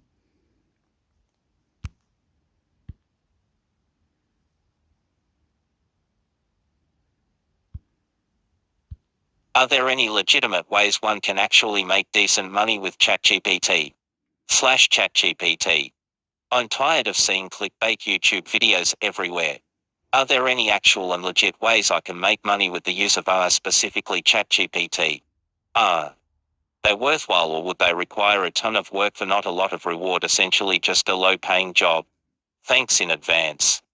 Redditsabusiness.com. Learn more. Fought by 1.1k comments. Stick-eyed comment 5 mo ago. Attention. Serious tag notice. Jokes, puns, and off-topic comments are not permitted in any comment, parent or child. Help us by reporting comments that violate these rules. Posts that are not appropriate for the serious tag will be removed. Thanks for your cooperation and enjoy the discussion. I'm a bot, and this action was performed automatically. Please contact the moderators of this subreddit if you have any questions or concerns. Report. We kindly ask you/card567 to respond to this comment with the prompt they used to generate the output in this post. This will allow others to try it out and prevent repeated questions about the prompt. Ignore this comment if your post doesn't have a prompt.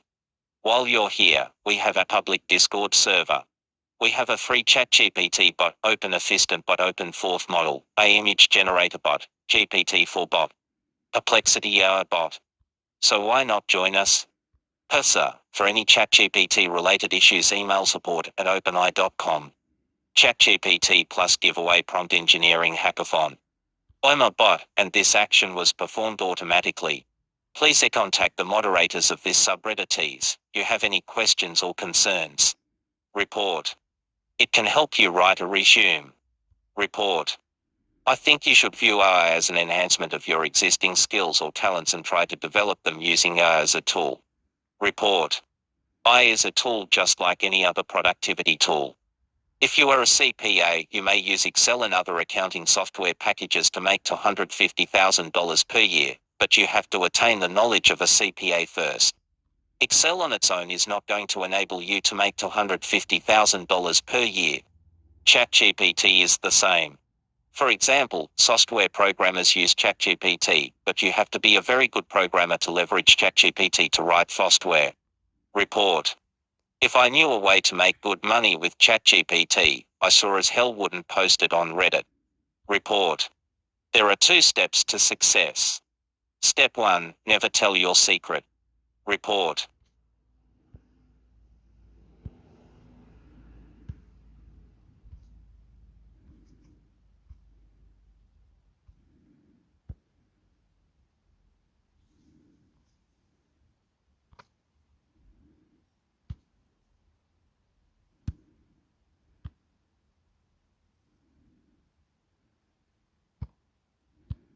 Has anyone tried giving Auto GPT money it can use as funding on the tasks it's given, Flash or PT? I was thinking crypto would be a good option, obviously very limited at first, like $5 USDT. But knowing there is a multitude of possible problems, I figured, it's she as anyone has tried this yet. Fought by 8 comments. Auto GPT isn't trading for you. Report. You are correct. Now back to the question I posed. Report. If any dev or user needs a GPT for a key to use with AutoGPT, feel free to shoot me a DM. I can help you out. Report. What are you trying to get it to buy? Report. Really, I haven't centered much on the specifics yet, just over the course of our open-ended task, I could see access to content or services, being one reason. I'm basically trying to set AutoGPT up with the freedom to interact freely as it can with the world and see where it goes. Report.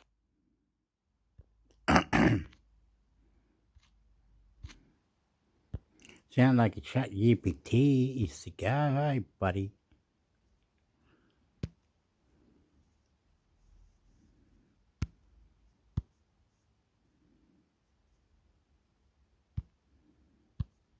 How to create your own AutoGPT AI agent Tom's hardware.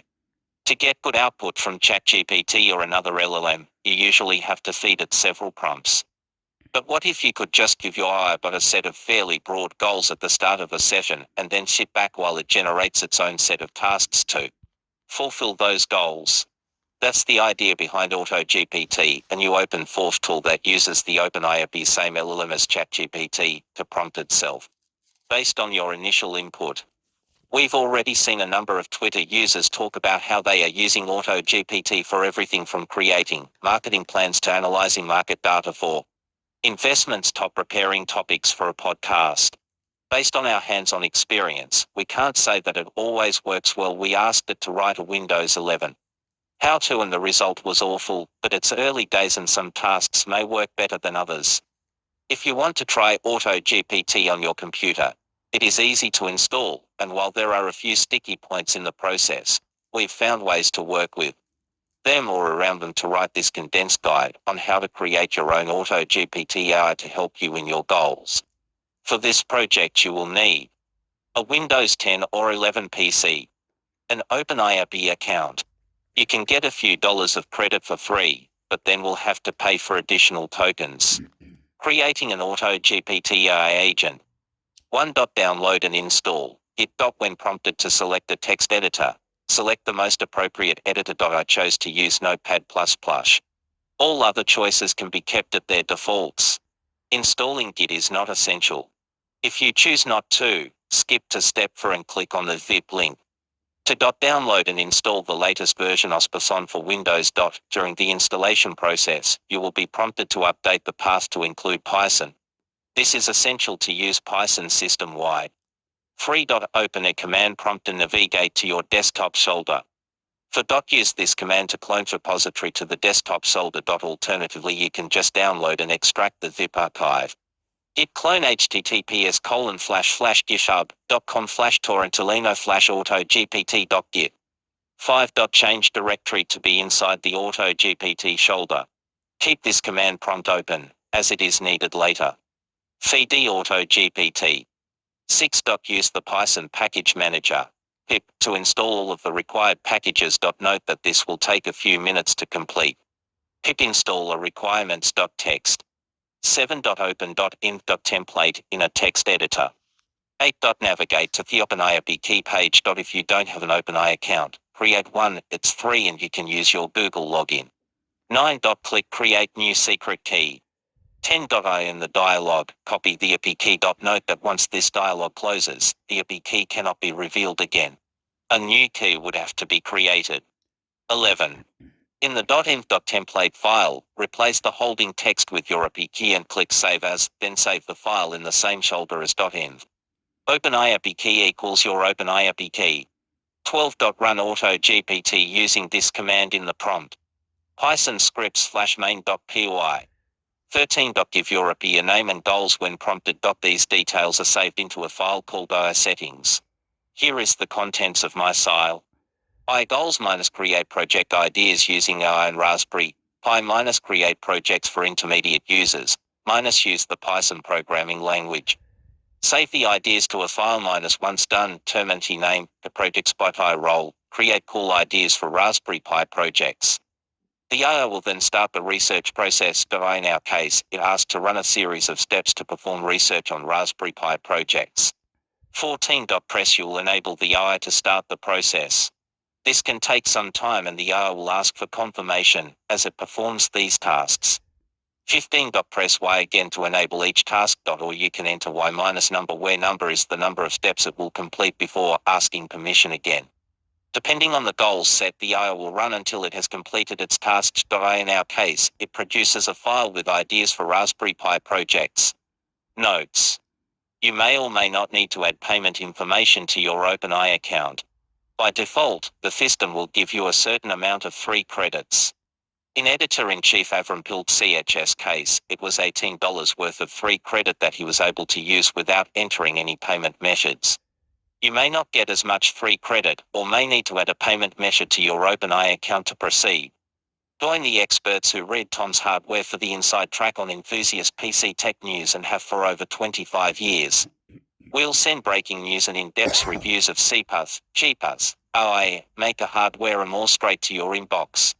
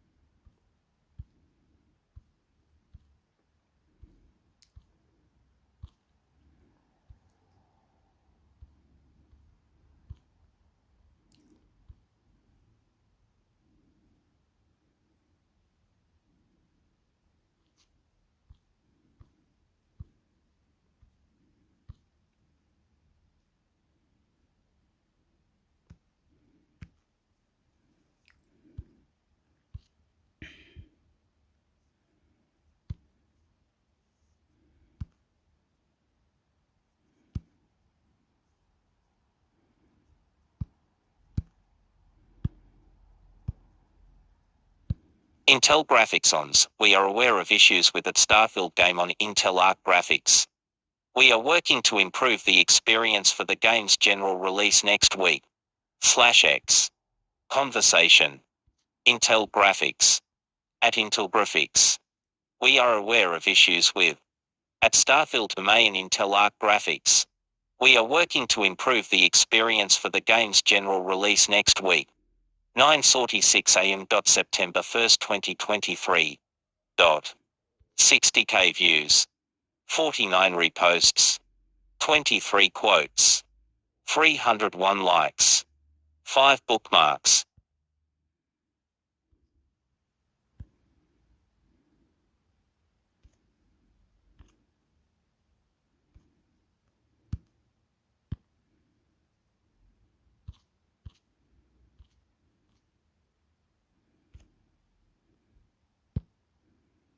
Starfield is broken on Intel Arc GPUs, but Intel is working on a 6 tons hardware. Intel has acknowledged that at Fark Alchemist Pass, some of C-best graphics cards are having severe issues running Bethesda's new space RPG Starfield precisely. Trouble launching the game. According to Intel, a driver update will be ready for the game's release next week on September 5th to 6th. These issues. Still, sadly, this means there won't be any immediate support during the remainder of Starfield's early access period.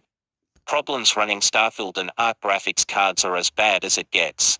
One problem is that Intel has still not released a game-ready driver update supporting Starfield, unlike Nvidia and AMD. Even worse, according to several responses on Intel's post, the game won't even start on current Arc drivers, making the game completely unplayable on Intel's discrete GPUs. The most surprising aspect of this situation is that Intel completely neglected to release a game-ready driver in time for Starfield, arguably one of the most hyped-up games of 2023 and one of the biggest releases of 2023. We suspect that Intel was working on a driver for Starfield, but it probably broke right before the game's release due to game updates. This wouldn't be the first time something like this happened. Intel had encountered this problem a few times with previous game releases where its game-ready drivers broke at the very last minute when the game released a launch day patch to iron out bugs and optimize the game.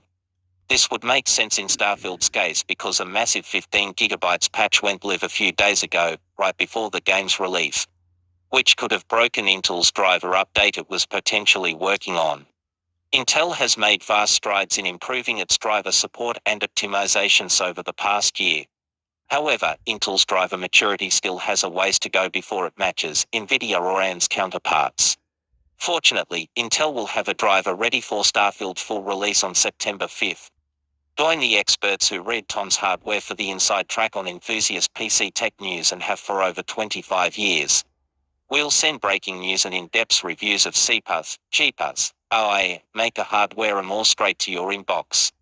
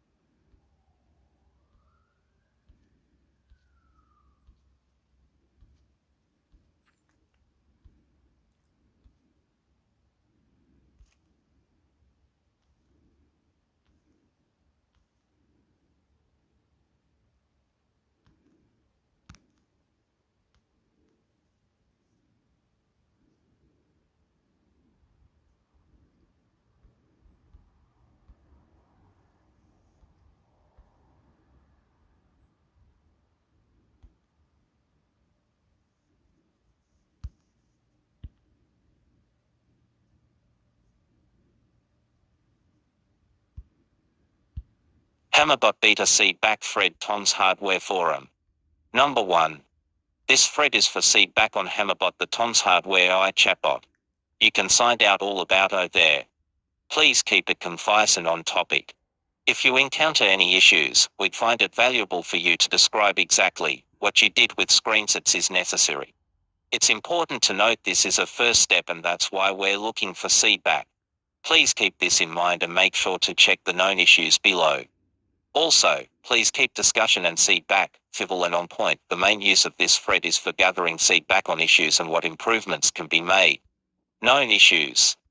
We know you'll find ways that the output of Hammerbot could be better. Here are some you may encounter.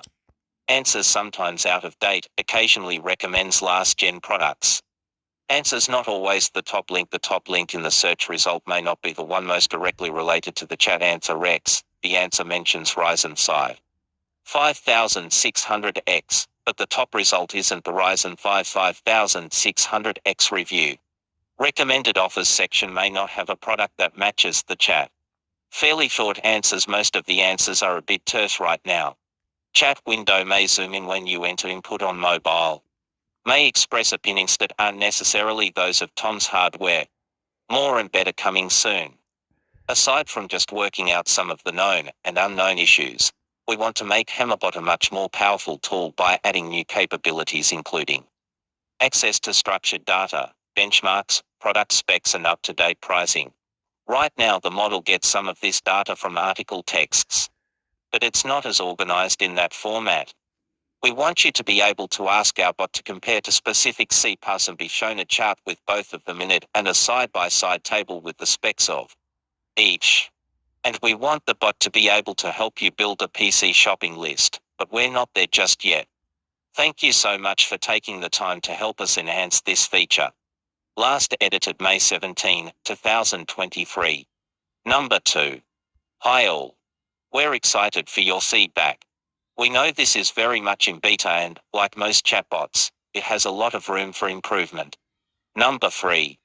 956 multiplied by 420 for JPG. 66 for KB.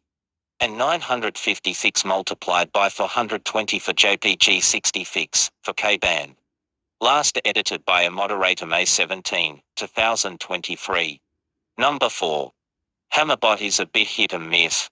Mildly fun to play with, but can't be trusted to give useful advice to someone who doesn't know what they are doing. Initially I asked I currently have a PC with an Intel i5-7500, what is the most cost-effective upgrade option for me? And it came back with a reasonable answer of the Core i3-13100S and noted that I'd need to move to an Elgar 1700 mainboard. That's a pretty good answer. Then I asked exactly the same question, but added that I had an RTX 2070 Super. All of a sudden, the most cost-effective upgrade was to an i9-13900K and an RTX 4090. It also noted that this would cost less than upgrading to an RTX 3080 or RTX 3090. Now I don't know what the 4090 pricing is like in Hammerbot land, but here in NZ the RTX 4090 sells for about twice the price of a 3080. Number 5. I applaud the team at Tom's for embracing this new tech with eyes open. I hope this proves a fruitful experiment for you. I tried a few questions, with mixed success. It didn't seem to know anything about GPUs having X1 PCI interfaces, but that's a rather niche product. What it told me about how Gemini Lake compared with Skylake was true, but not generally useful to someone who'd asked that type of question. It seemed confused about Thingle vs dual-ranked DDR3, claiming that DDR3 didn't have dual-ranked memory. Probably the most satisfying answer I've gotten is when I asked it, what is a CPU microarchitecture? Hammerbot. A CPU microarchitecture is a set of sophisticated algorithms that design the behavior of a CPU. It is the design of the CPU and includes the instructions, data paths, and other components that make up the processor. I probably couldn't have given a better answer in so few words. Last edited May 17, 2023. Number 6. You. What is the cheapest FBC? Hammerbot. Sorry, I cannot answer that. Not too helpful yet. Number 7. If it's added as a chatbot, then it can be a little too conservative of the context of the previous questions. Can you list me a good PC config with DDR4 and CPU for $800? Hammerbot, for around $800, you can build a PC with a discrete graphics card that can play games at 1080p with modest settings.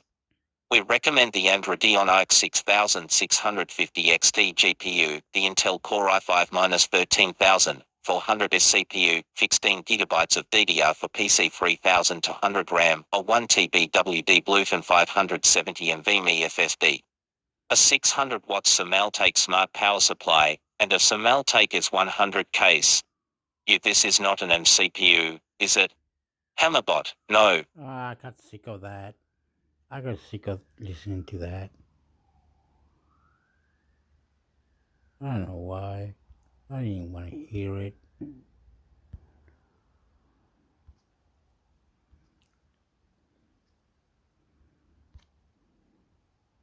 So is there like you got like this, and you ask for toms like this, tom,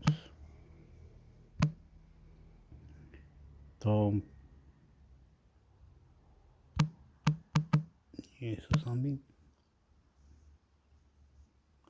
Tom's TV guy, what is happening? Tom's highway, what's Tom's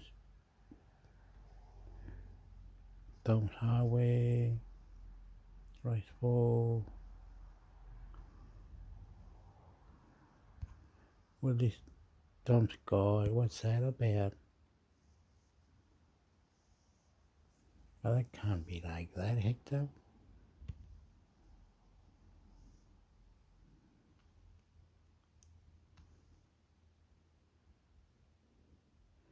Some guy. News.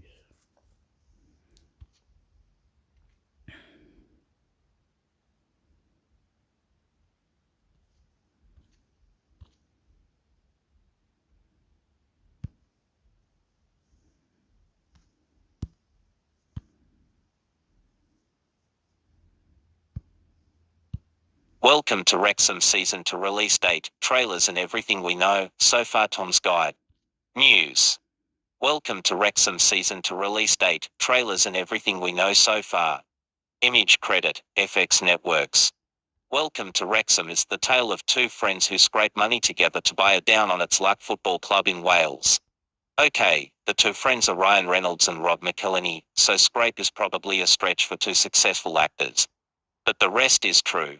They really did buy a Welsh football team called Wrexham ASC that plays in the 5th division of English football. We called Season 1 a real, life version of Ted Lasso in our preview, and by the end of the 18-episode first season, we were left wanting more. Luckily, we are getting exactly that. Not too long after the season 1 finale aired, Reynolds and McElhenney announced that a season 2 was confirmed and in the works. So read what to expect and when to expect it, then head over to Hulu or Disney Plus outside of the US and binge watch the entire first season if you haven't already. Welcome to Wrexham season to release date. No more speculation needed. Welcome to Wrexham season 2 has an official release date. The game goes back to Wales on September 12th. Recommended videos for you. The news was revealed in an announcement from the show's official Twitter account on July 21st. The show will follow last season's release format, with episodes debuting on FX and then going on Hulu in the US and Disney Plus everywhere else the following day. So for those of you streaming the show, you'll get to watch episode 1 on September 13th. Spoilers for Welcome to Wrexham seasons 1 and 2 ahead. Welcome to Wrexham season 2 trailers. The first trailer for Welcome to Wrexham season 2 has landed and it shows how things have changed for the team since the world's eyes fell upon them. While things are mostly positive, the pressure mounts when King Charles comes calling. Not that the pressure was ever gone though, as Wrexham will need to escape the doldrums of the National League this season in order to survive financially. Then there's a newer trailer, Rooting for the Town. The town is a term used to affectionately refer to the town of Wrexham. And while football may be the main focus of Welcome to Wrexham, the Welsh town itself is also incredibly important. Its struggle for survival and relevance in a post-industrial UK often mirrors the struggle of the team, and like the team, it's nearly impossible not to root for the town. Welcome to Wrexham Season 1 recap. The first season of Welcome to Wrexham starts with Ryan Reynolds and Rob McElhenney partnering up to buy Wrexham ASC, the third oldest football club in the world. Unfortunately, despite its prestigious history, Wrexham had been mismanaged into oblivion, aka the English National League. Enter McElhenney, who between the documentary theories, Vandal Until I Die and the encouragement of his mythic Quest Writers Room companion Humphrey Kerr, found himself wanting to own a football club. McElhenney, while incredibly successful due to his So It's Always Sunny in Philadelphia, wasn't movie star successful or movie star wealthy. So he reached out to Reynolds and after maximum effort the gang bought a football team. The rest of the season focus on what happens once Reynolds and McElhenney own the club. They have to bring in front office, staff and coaches and six the grounds, all of which takes incredible effort and money. Adding real stakes to the venture, the pair will actually lose money every season the club sails, to get promoted to the next tier of the English football pyramid, the English Football League 2. In the end, Wrexham goes on a Cinderella run. Reynolds and McElhenney take the team from 20th prior to their takeover to 8th in just one season. Then, in the 2021-2022 season, they make it all the way to second place, earning a spot in the National League promotion playoff. But ultimately they fall just short. Wrexham falls to Grimsby Town in a brutal playoff loss and loses a chance at silverware in the Far Tracy final against Bromley.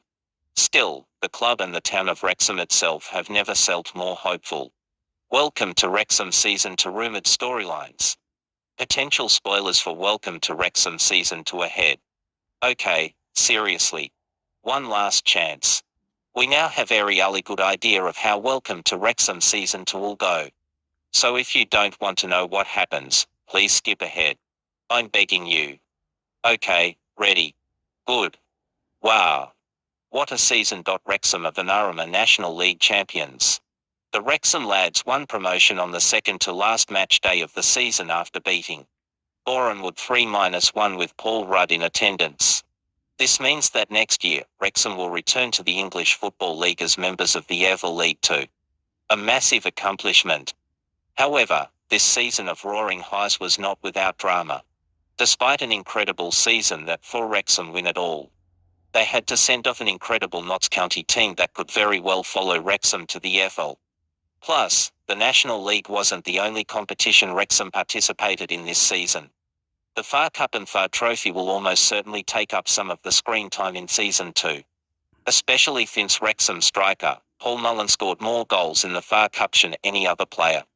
We may also see some games from the Wrexham Ask women, including a thrilling 6-0 thrashing of CPDMY Phelan Hellisat for one Wrexham player score 4 goals. In fact, McIlhenny all but confirmed via tweet that the Wrexham Ask women will make an appearance in Season 2. Makes a lot of sense given that the Wrexham women just won the Genro Adrianoff League Uine won promotion to the Adrian Premier League following our players' victory against Breton Ferry. One thing we probably won't see is people being let go from the club. Or, at least, not the actual moment. In an interview with Variety, McIlhenny made it clear that, while he and Reynolds were on camera, making personnel decisions, they didn't want to focus on that. Out of respect for those being impacted by the decisions. A royal visit to the racecourse ground this morning. Large red circle, white circle has WX mask camera with flash at GT photography underbar 1pic.twitter.com flash act for TZDRSS December 9, 2022. She more. And it wouldn't be a TV show without a special cameo. In Welcome to Wrexham Season 2. We will see the royal family visit the racecourse ground, specifically King Charles III and Camilla, the Queen Consort. Most likely their visit won't take up much of the season, or even a whole episode. But it will certainly be interesting to see Reynolds and McIlhenny handling such a high-profile visit. Unfortunately for Wrexham fans, the off-field drama regarding the stadium continues in the background. Wrexham was denied funding from the UK government to rebuild the COP, an end of the stadium that has been planned for renovation. The club is also still awaiting the Wrexham Supporters Trust to offer end of the leash to the racecourse ground stadium back to the club, which is thought to generate some tension. Finally, Wrexham came to the US this summer. Wrexham competed in a 7-a-side tournament with a team made up of club legends. Their opponents came from a wide range of backgrounds, including a team composed of former US women's national team players. Wrexham ultimately crashed out of the tournament in the round of 16. Regarding the rest of the US tour, Wrexham faced off against a pair of Premier League giants. First, they played Chelsea in North Carolina, and then they went up against a heavy Manchester United team at Fandigo Snapdragon Stadium. They wrapped up the US tour against Philadelphia Union Free, McIlhenny's hometown of Philadelphia, on July 28, 2023. While this US summer tour storyline probably won't make it into the show until Season 3, those who buy a ticket may find themselves in the stands in a future episode. Even if the US tour doesn't make it into Season 2 of Welcome to Wrexham, America will almost certainly make an appearance. Wrexham's fourth-round FA Cup fixture against Sheffield United took place on the same day as the Philadelphia Eagles NFC Championship game. So it's always sunny in Philadelphia. McIlhenny stayed stateside to watch Wrexham at an Eagles tailgate, while Reynolds went over to Wales to put in an appearance in the owner's box. Welcome to Wrexham Season 2 cast. As a documentary, the cast for Welcome to Wrexham depends on real-life events, who consents to be interviewed, etc. We can assume that Ryan Reynolds and Rob McIlhenny will return, as well as several members of the team. The show will likely also continue to feature members from its community of supporters. Build cast from Welcome to Wrexham Season 1. Okay. You can come and watch the Welcome to the Wrexham Season 2 release day trailer and all that. I don't know. What the hell? What the hell? What the hell? Oh, dee dee dee dee dee. Android. Android 4.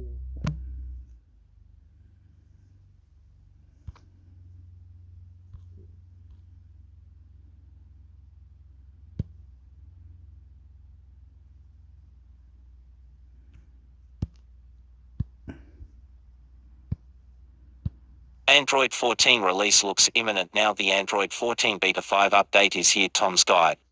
We don't have a firm release date for the first stable version of Android 14 just yet. Due to, according to Google, launch of the new software is just weeks ahead. Considering Android 13 arrived on August 15th last year. The big day may be even closer than that. But there's still time for Google to release a new version of Android 14 Beta, with Beta 5 now rolling out to enrolled devices. Given our close proximity to the wider release of Android 14, this update isn't offering a bunch of finy, new features for you to try. We're well into the platform stability phase. Okay, Android 14 is coming up. But I didn't say when. But anyway, according to Google, Android 14 on August 15th last year. What the hell?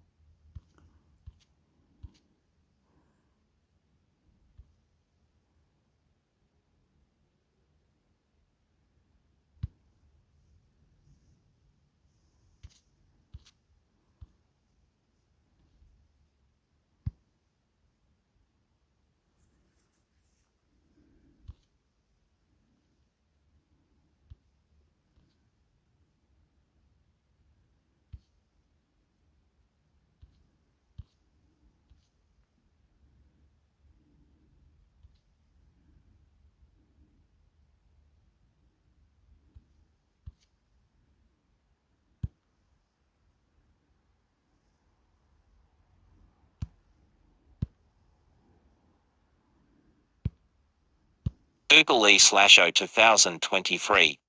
Join developer communities around the world for networking, meetups, collaboration, and more. Find a community. Wow, it's got like a thing. Got it? Alright. It's got like a forum. This is wow.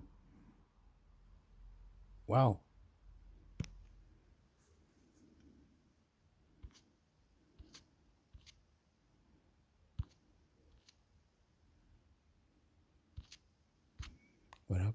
What up?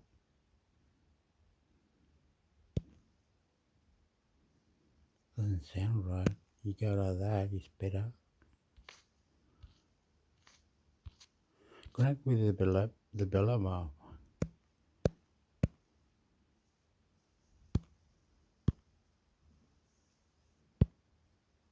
Community, network, stories, and programs. Google for developers. Community, network, stories, and programs. Google for developers. Expand your community. Our developer community spans across the globe. Connect through chapter-hosted events, join a program to fast-track success, or simply explore this space to learn something new from the community. Our community members are talented, passionate, and amazing. I see all kinds of possibilities in them. They're always excited for every event we hold. Keep a fanatical attitude. Alright, okay. But we need the news, don't we? We need to know, like, we rub it off, okay?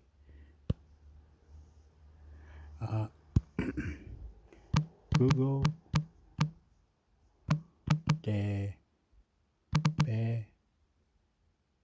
development news. Google Android.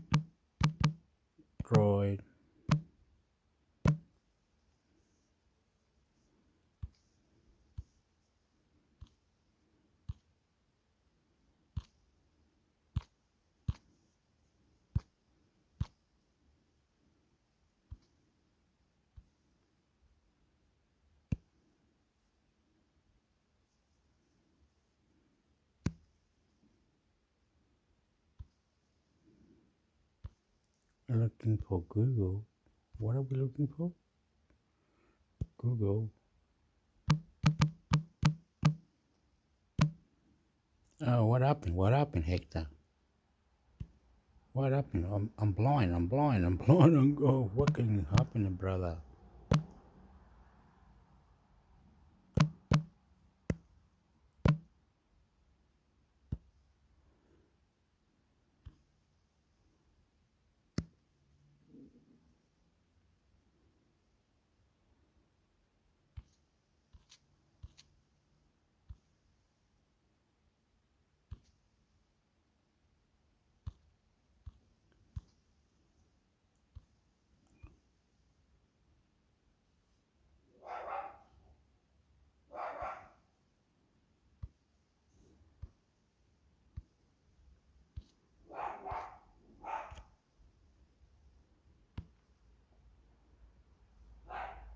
Okay, my battery's gone. Battery's gone, buddy. Battery's gone.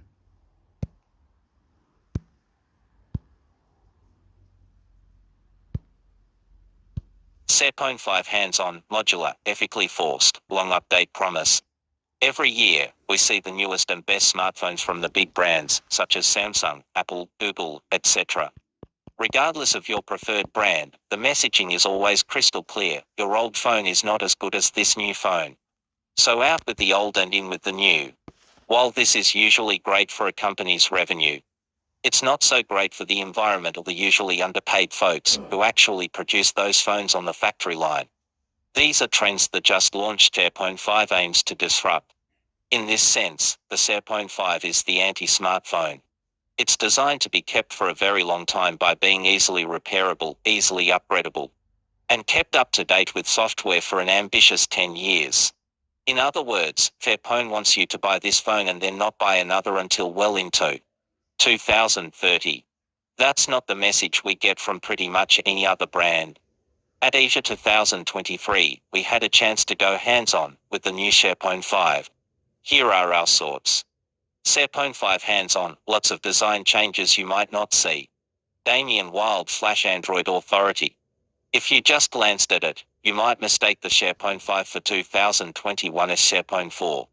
The devices are very similar, with even the distinctive triangular camera module looking pretty much unchanged. However, there are a lot of differences here. For example, the camera module on the SharePoint 4 could only be replaced as one full unit, while the SharePoint 5 allows you to swap out each lens individually. The device is a little thinner overall. SharePoint says 9% thinner, with more symmetrical display bezels. The display is also very different, more on that in the next section. Another notable upgrade is that the SharePoint 5 is now IP55 certified. This is a bump from the IP54 rating of the SharePoint 4 and now the strongest IP rating of any SharePoint.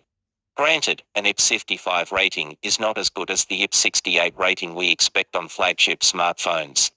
But the fact that SharePoint has achieved this without needing to sacrifice repairability and modularity is incredibly impressive. Overall, the SharePoint 5 feels a lot like a recent Galaxy device or a cheaper Galaxy S23. It has similar siding and a flat display. It does have a slightly curved back though, and is bigger and heavier, but the similarities are certainly there. SharePoint 5 display out with LCD, in with all. Damien Wild Flash Android Authority. The display received a ton of love in this generation.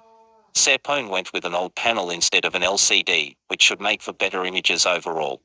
The company also dropped the water drop notch design of the previous model and used a centered display cutout for the selfie camera. When you combine these changes with some trimmed bezels, you have a phone that looks much more modern than any previous SharePoint. The display also, for the first time, supports a 98Hz refresh rate. We would have loved to have seen the 120Hz refresh rate we see on major Android flagships.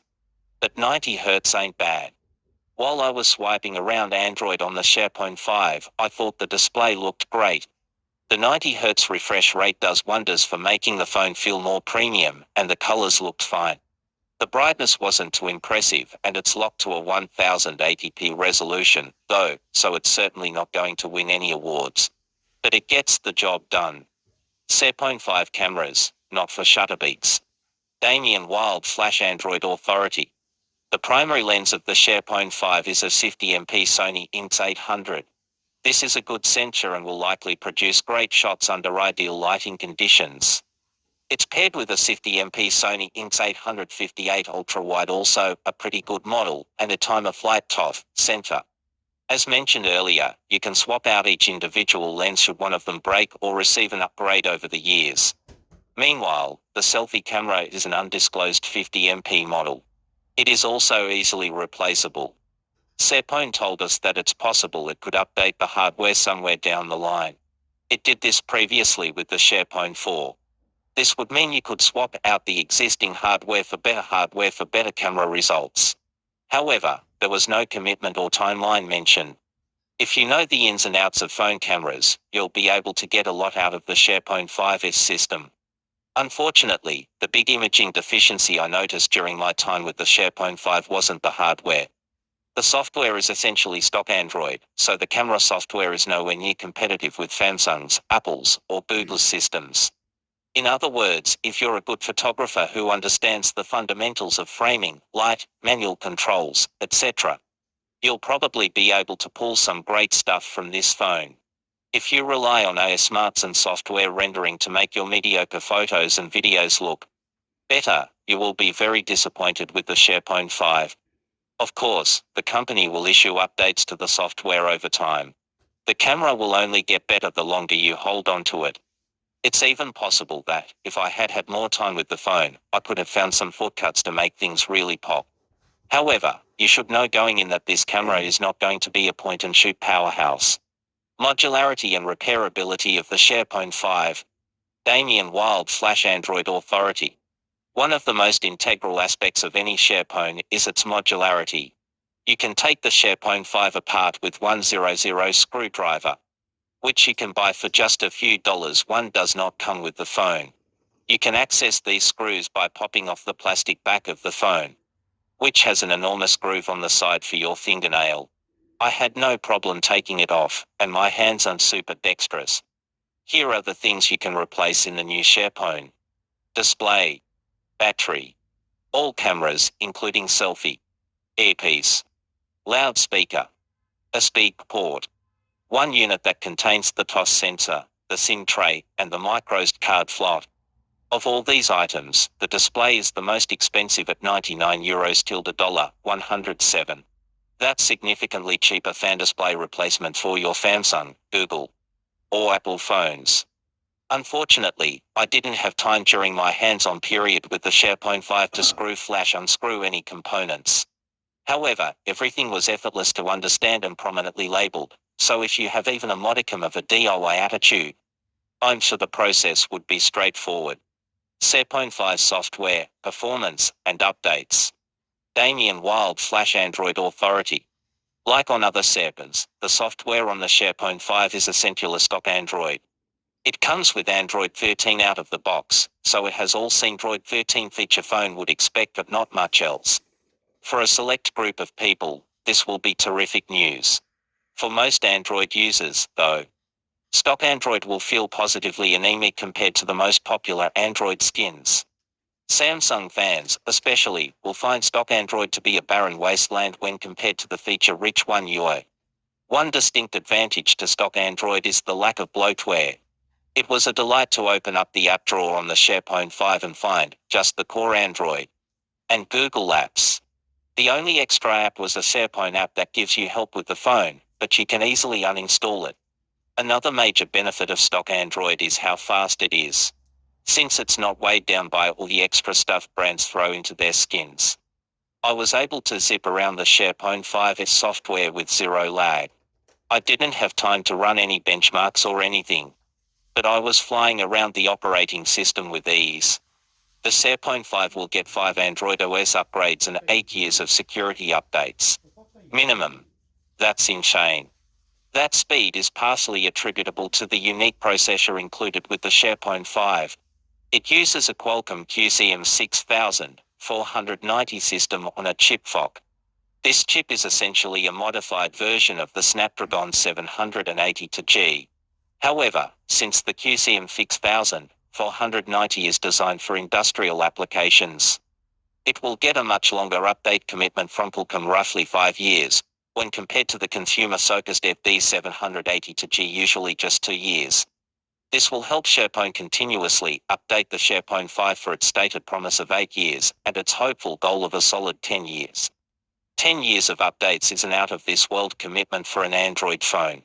The best commitment from the major brands is Samsung, which has only 4 years of Android upgrades and 5 years of security patches.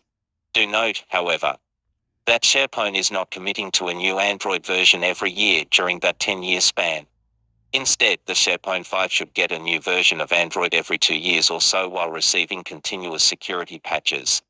SharePoint 5 specs. SharePoint 5. Display. 6.46-inch OLED. 90 Hz refresh rate. 300 Hz touch sampling rate. Corning Gorilla Glass 5. Processor. Qualcomm QCM 6490. RAM. 8GB LPDDR4X. Storage. 256GB internal. Up to 0.2. MicroSD card support up to 2 TB. Power. 4200 mAh removable battery.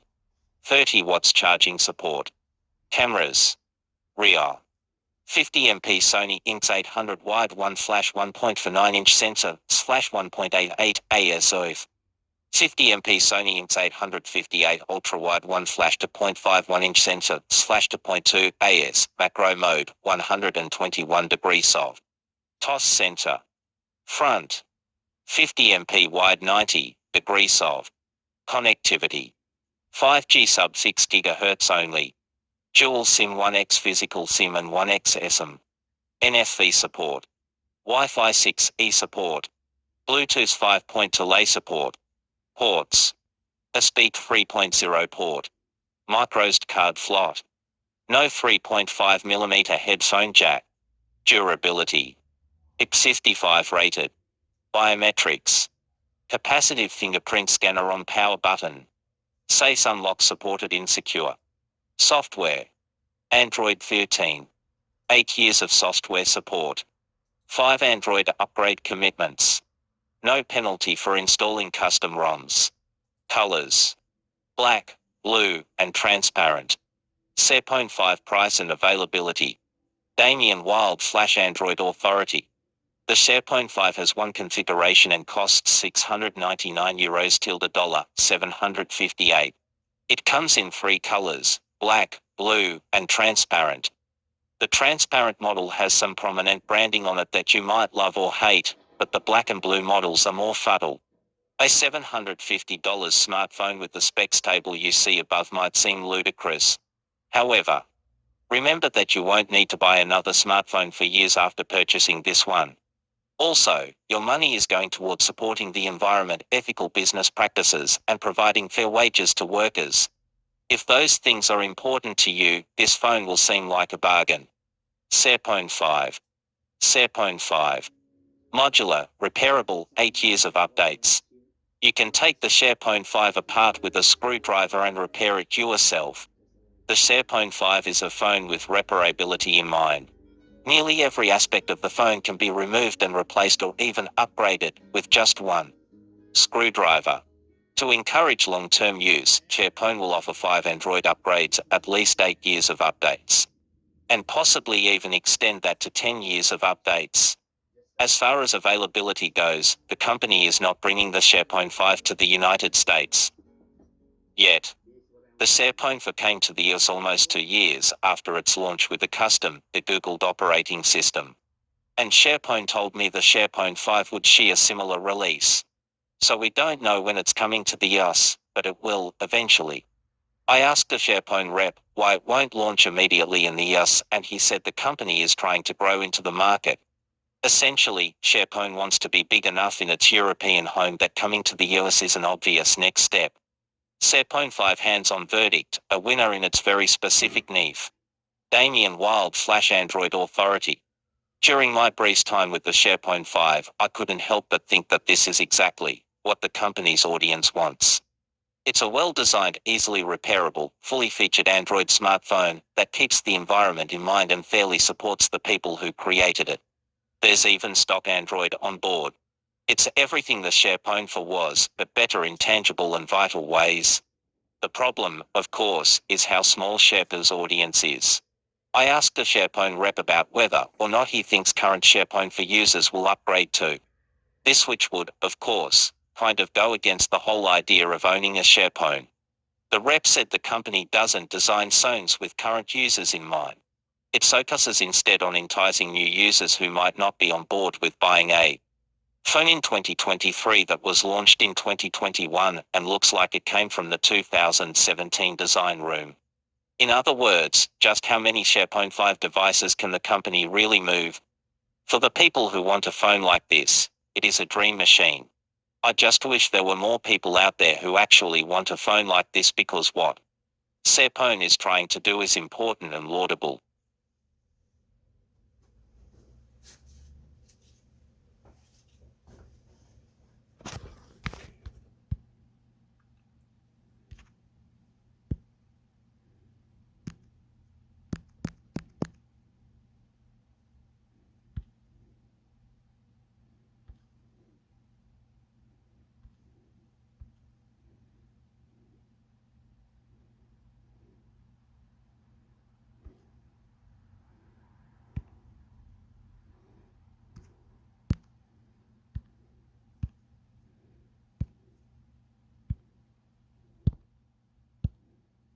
Samsung Galaxy S24 Ultra's 200MP camera could feature a newer sensor. Ryan Haynes Flash Android Authority. TL Drive. The Samsung Galaxy S24 Ultra could come with a new 200MP Samsung IFFL HP2SX sensor.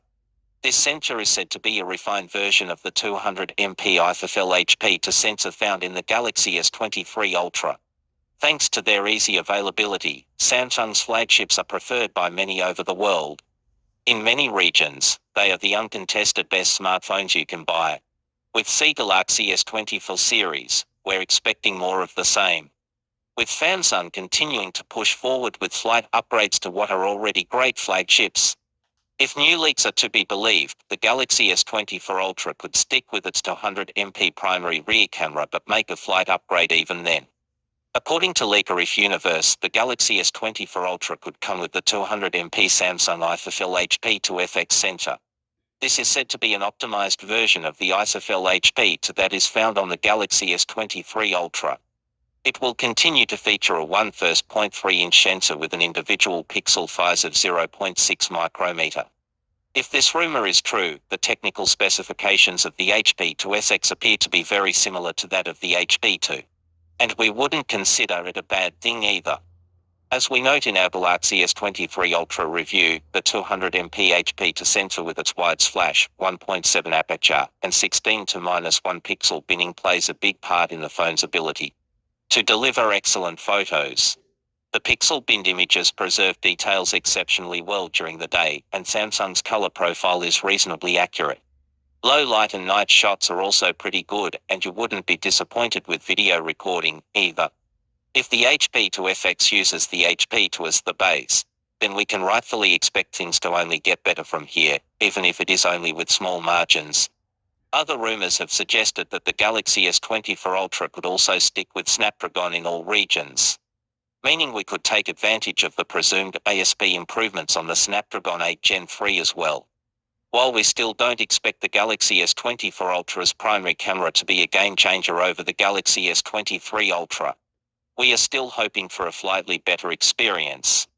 Other leaks on the Galaxy S24 Ultra have suggested that the Galaxy S24 Ultra could come with a flat 6.78-inch display with a 3120x1440 resolution, 19.59 aspect ratio, and a peak brightness of 2500 nits.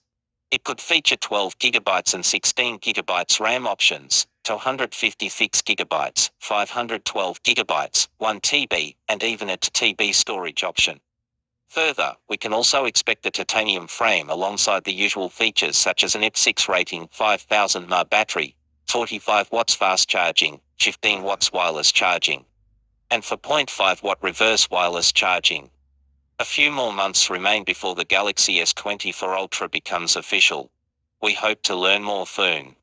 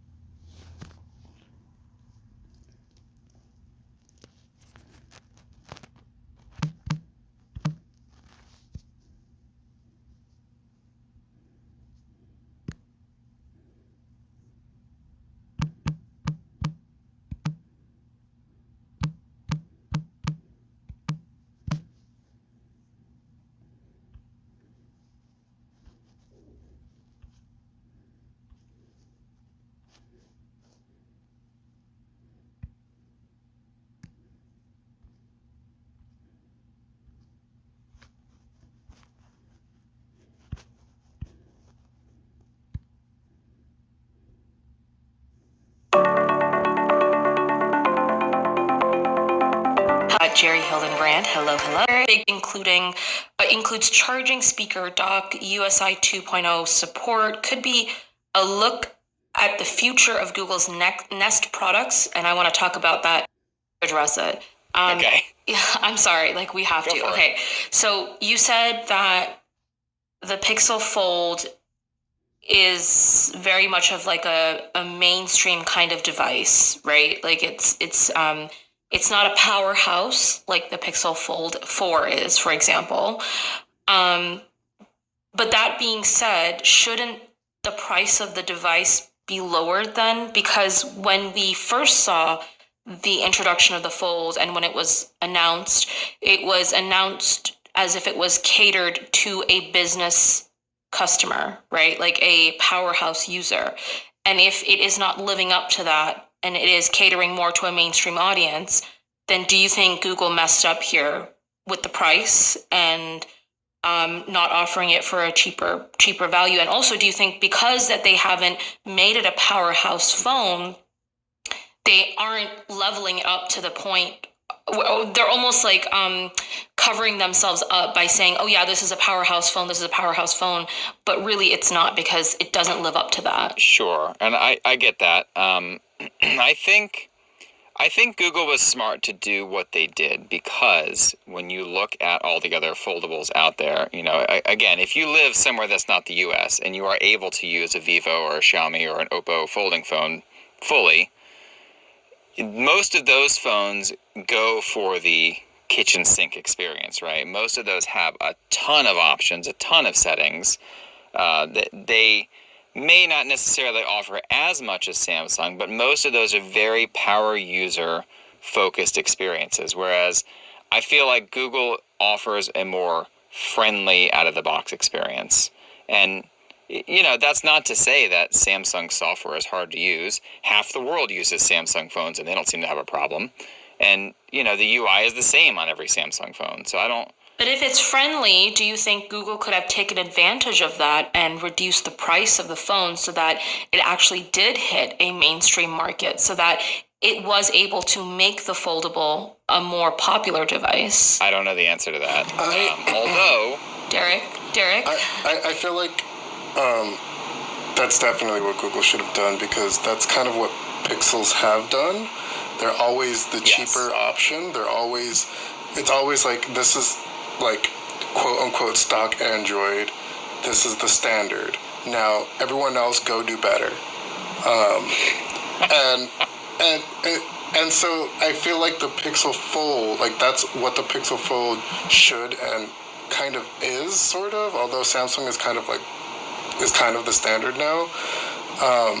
And Pixels haven't really been all that popular up until recently, and they're gaining in popularity. And I think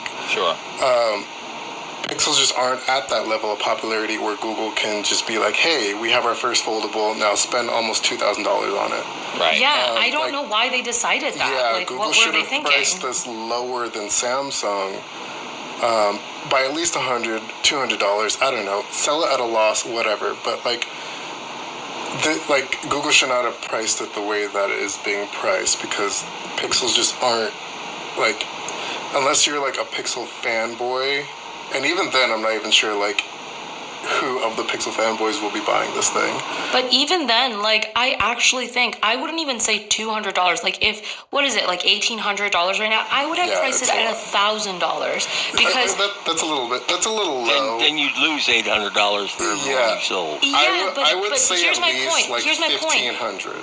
If they were able to price it at a point that was seemingly affordable to a mainstream audience, I actually feel like people would have bought it. Like, a lot of people would buy it. Yeah, but if they priced it at $1,000, they don't want anyone to buy it because everyone they sell, they lose more money. Yeah. Yeah, fair. I mean, I think 1,000 is a bit low. I definitely think it should have been lower than it is.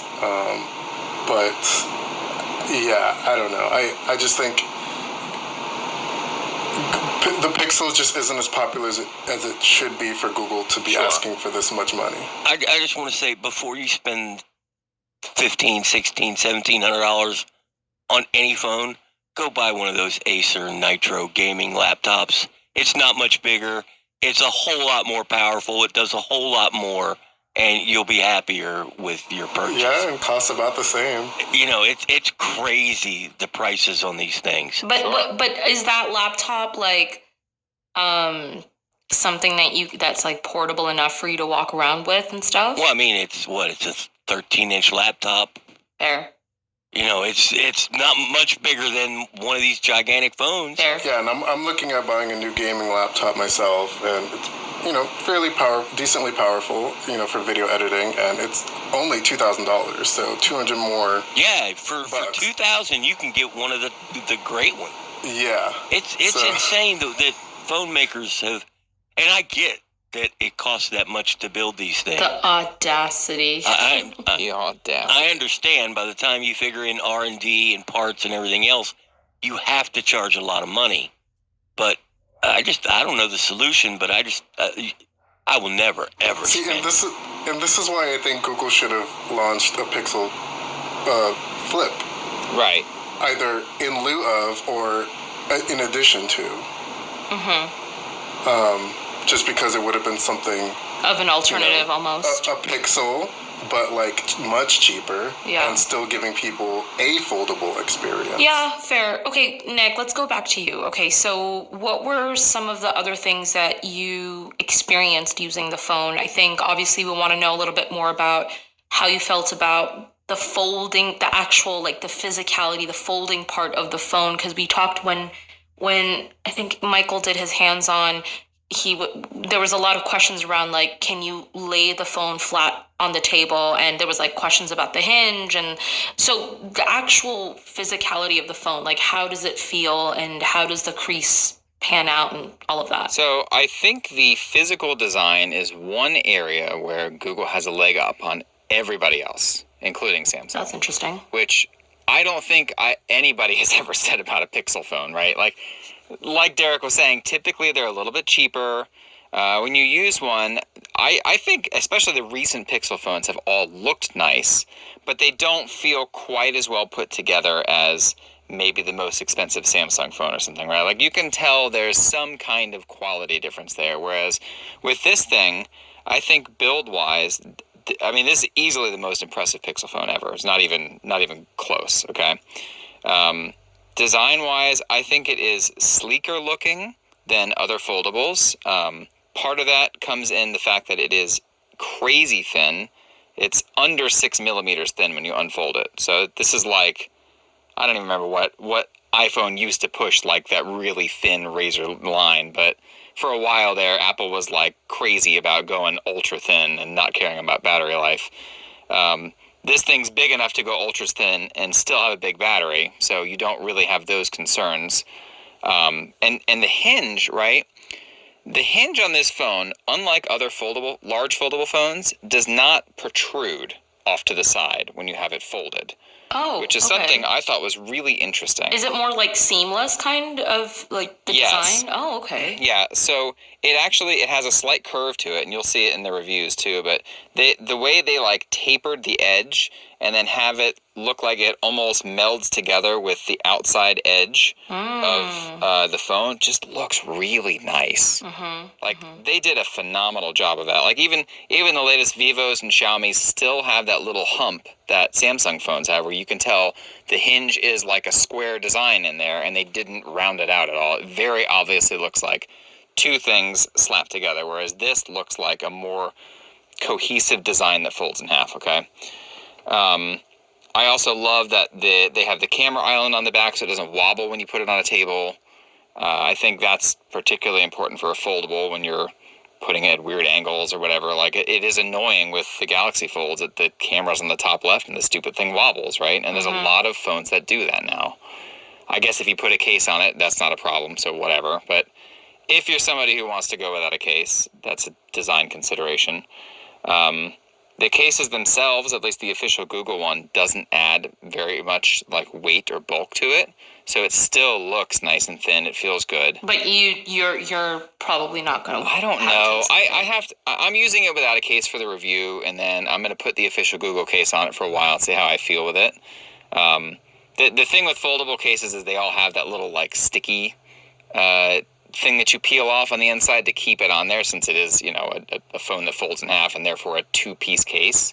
So they don't want it to fall off. So I've been wary of putting a case on it because I don't want to peel it off and then have to re-stick the thing and get it all messed up. But whatever, I'll talk about that in another podcast later. The way you fold it and unfold it sounds and feels really good. It's much easier to open than a Galaxy Fold. I was going to ask, like, when you open it, can you open it with one hand and is it, like, seamless? I would not open it with one hand just because of the size. Oh, okay. But yeah, the actual hinge itself feels great. Like, when you open it, there's no... it doesn't click, it doesn't creak. There's some things that some other folding phones do that maybe feels cheap, maybe sounds cheap. Like this thing, it feels like opening and closing a little notebook, like a little pocketbook. Oh, that's right? so nice. Like, let me see if I can. Can you hear that? Yeah. Like, that just sounds so good. Okay? That does sound really nice. It's stupid. Yeah. But I think it all kind of, builds together to create this feeling of a phone that just feels more premium. It looks more premium. Yeah. I think maybe the only exception would be the bezels on the inside. And I know that kind of goes hand in hand with what we were talking about with the Pixel tablet, right? It's got bigger bezels than other foldables. I thought it was a little ugly when I first opened it. Oh. But, over time, like over the last couple of days,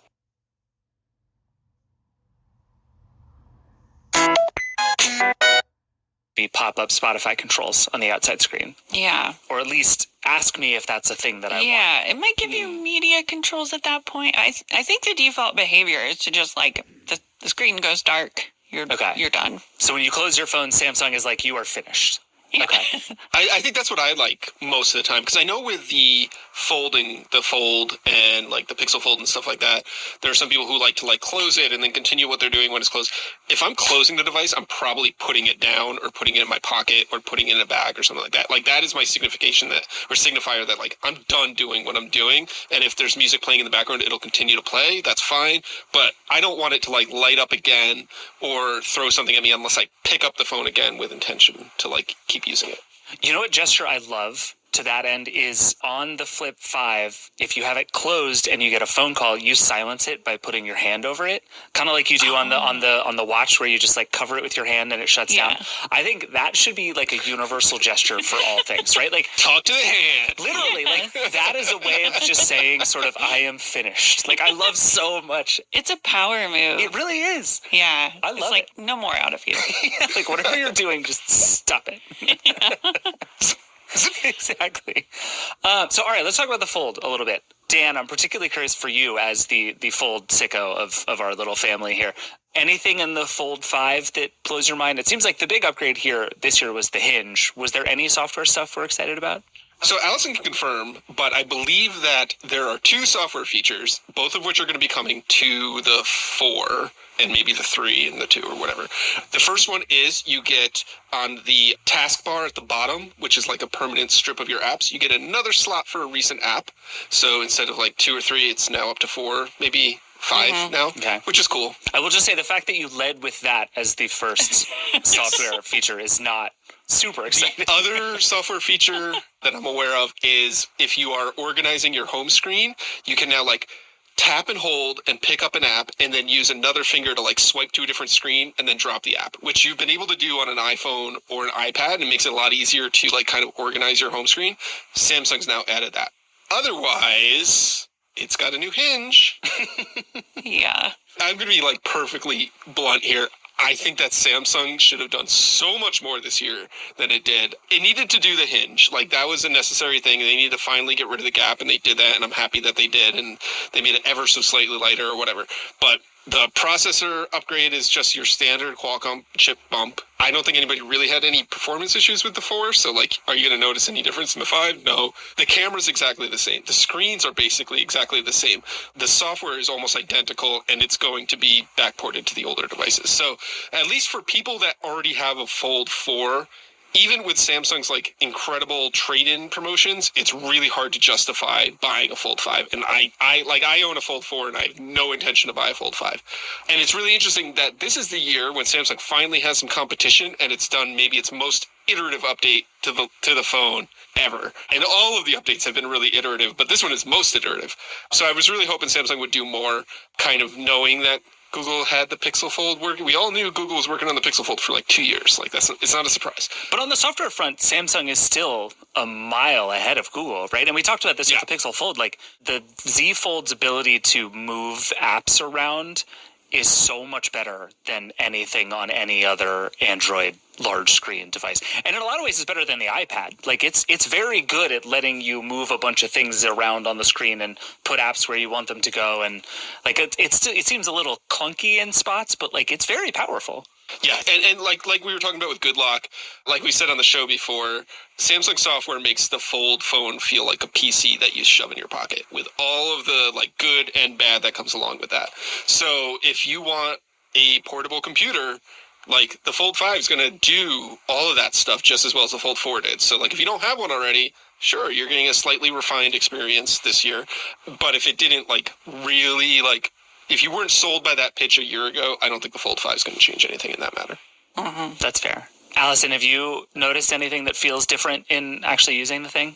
No, it feels very much like using the Fold 4. I mean, just coming from the Pixel Fold more recently, I do notice that it's quite a bit lighter than the Pixel Fold, which the Fold 4 was lighter also. So I'm appreciating that. The kind of like, there's more like drag and drop options. You can kind of like, there's a two-handed copy and paste, which didn't work the first 3 times I tried it, but I finally got it working. Wait, explain, what is a two-handed copy and paste? Is this a good thing? So you have a picture in the like Samsung Gallery app, and you can do that like long press on a person and it'll cut it out thing. I see, sure. And then you can leave that finger there and grab another app, open another app with your other hand, and it'll just like drag and drop the image to the new app, and voila. I don't know, but like Dan said, that's gonna come to the older Fold phones soon-ish. They never say. So yeah, there's really not much here. If you have a Fold 4, if you were sort of on the fence before and this year's the year to buy a foldable for some reason, like, get the Fold 5. That's nice, but that's about it. It is interesting how quickly the Fold in particular seems to have settled into the, like, it's very mature and now just gets slightly better every year thing. And maybe there are more sort of big turns to have, but it feels like with, regular smartphones, it took a lot longer to get to the, like, we know what this thing is and it's just going to sort of slowly improve over time phase. Mm-hmm. And Samsung is already there. I mean, I think Samsung thinks Samsung is there. Fair. There are absolutely a list of things that I would have loved for them to address on the Fold 4 that they did not on the Fold 5. Tell us the list, Dan. That's what we're here for. All right, so this doesn't matter as much to me, but it matters to the vast majority of people. The camera is exactly the same. And the camera we know is not as good as the cameras that you can get on other phones for half the price. They did nothing there to improve that. So, like, that could have been an improvement. They did make it a little bit lighter. It's 10 grams lighter, 2 nickels, as Allison says. That's great, but it's also, like, barely perceptible. And we've seen phones from China, from Honor and Huawei and Xiaomi and other brands that are noticeably lighter, like 40 grams lighter. They're thinner. They are more pocketable and portable. Would have loved to see improvements there. It's great that they fixed the hinge, but it's still kind of a chunky, thick phone.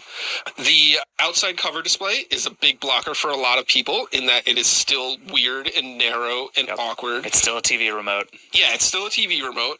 I kind of understand why Samsung is using that, and we've talked about this in the past of like, when you open the phone, the screen experience is better because it matches your apps better and things like that. And that kind of dictates the cover's geometry and dimensions. But again, we've seen phones from China that have a portrait-oriented inside display, but have larger outside displays that are wider and more normal aspect ratios and are easier to use. So I would have loved to seen Samsung make some progress or forward momentum there. They still are not dust resistant. I know Allison just wrote a piece on the site that it looks like they are exploring ways to make them dust resistant, but they're still the same level of dust resistance as before. They still have the same kind of like construction on the inside of the screen panels and cover and like screen protectors and things like that. So you have to be careful with these and things like that. So like there's a lot of progress, and I think what I would like to see is more experiment and more innovation from Samsung that we're not. They've kind of like settled into this. We're going to make very tiny tweaks to this formula because we screwed it up the first year and are very scared of screwing it up again. And so that's kind of like what we're getting. But another example, you still can't put the S Pen in the phone. You have to buy a case to hold the S Pen, and it's like external, and they made the S Pen smaller, and they came up with a new case design to like hold it and stuff like that. It's great and all. Put a silo in the phone that you can put the S Pen in. Like there's like so many things that they could be doing, but they are just like either planning them out over a 10-year period and doing one at a time, or they just feel like it's not worth the time. So I don't know. The last point is it's still $1,800. Yep. And that is the biggest turnoff to everybody that you talk about this phone. They didn't move the price budget anywhere. There were rumors that it was going to be more expensive because of inflation and what have you, and they kept the price the same, which is great, but still $1,800 or $2,000 if you upgrade the storage or whatever it is still like just completely non-starter for very, very massive amounts of people. So like, why couldn't we get it to $1,500 or $1,400 or closer to $1,000, whatever? Well, and this goes back to why I think the Flip continues to be the more interesting of the two phones at the moment, partly because they just did more to it this year, but also because I think even in the early days of these form factors where there's not some sort of instant killer app that's like if you buy a Z Flip you can do this and this that you just straight up can't do on your normal Galaxy phone. It's an interesting tiebreaker, right? And like kind of what you're talking about, Allison, that it lets you do different stuff different ways. It gives you these kinds of new ideas about when your phone should work and how you interact with it and all this stuff. And if that appeals to you, terrific. You have to make what seems to be relatively small camera trade-offs, and there is the dust-proof issue, but you get something in exchange for that for about the same price. The Fold comes with all of those trade-offs and another $800 or $900 in cost, and that's just tough. And so I think the thing we're at right now is it seems like the Flip 5 is a phone that a lot of people might actually stand in the store and think about buying instead of the S27,000 or whatever we're going to get next. And I think that's really exciting. And it feels like, Allison, you and I have both written that like this is kind of the moment for flip phones. And it seems like the Flip 5 genuinely has a shot to be kind of the first real one for a lot of people. Yeah, I had some friends over this weekend and the phone was on the table, and generally my friends are extremely uninterested in whatever phone I'm reviewing, but they were kind of like, what is this? Tell me more. And I think the reaction is totally different if I have the Z Fold out, it just sort of has, I think, instantly someone who's not super into tech or phones is like, oh, I can tell that's not for me. That looks pretty intense. But the flip form factor is, it's familiar. We had flip phones back in the day. We kind of know what that is, and you can see immediately, like I'm showing them the widgets on the cover screen and how I open the daycare app to sign my kid out without flipping the phone open, and the oohs and ahs, from the crowd. Yeah, no, I agree. I think you're going to have to keep us posted on how your reviews come, because I wonder if there are big, messy things left to be discovered. Because we are, like, all these apps have to figure out how this is going to work. Samsung has to figure out how people are going to use it. And, like, as all the flip and fold phones get more popular, we're just going to discover new ways in which they're still early and broken. I think it's going to be fascinating. Yeah, I'm excited. All right, well, thank you both. I am confident that we will have more reasons to talk about flips and folds in the next few months, so we'll be back soon. But thank you both. Thank you. Thanks. All right, we got to take a break, and then we are going to come back with a little bit of an investigation into the present and future of arcade games. We'll be right back. Hey, I'm Ryan Reynolds. At Mint Mobile, we like to do the opposite of what Big Wireless does. They charge you a lot, we charge you a little. So naturally, when they announced they'd be raising their prices due to inflation, we decided to deflate our prices due to not hating you. That's right, we're cutting the price of Mint Unlimited from $30 a month to just $15 a month. Give it a try at mintmobile.com/switch. New activation and upfront payment for 3-month plan required. Taxes and fees extra. Additional restrictions apply. See mintmobile.com for full terms. A busy airport may not be the best way to ease into vacation mode. But when you're an American Express Platinum card member, the vacation starts in the Centurion Lounge. Hi, welcome to the Centurion Lounge. What smells so good? Must be one of the chef's local specialties. And as you sit back and relax, you think to yourself, what'll be on the menu for your Miami layover? See how to elevate your travel experiences at americanexpress.com/with-Amex. Don't live life without it. Terms apply. Welcome back.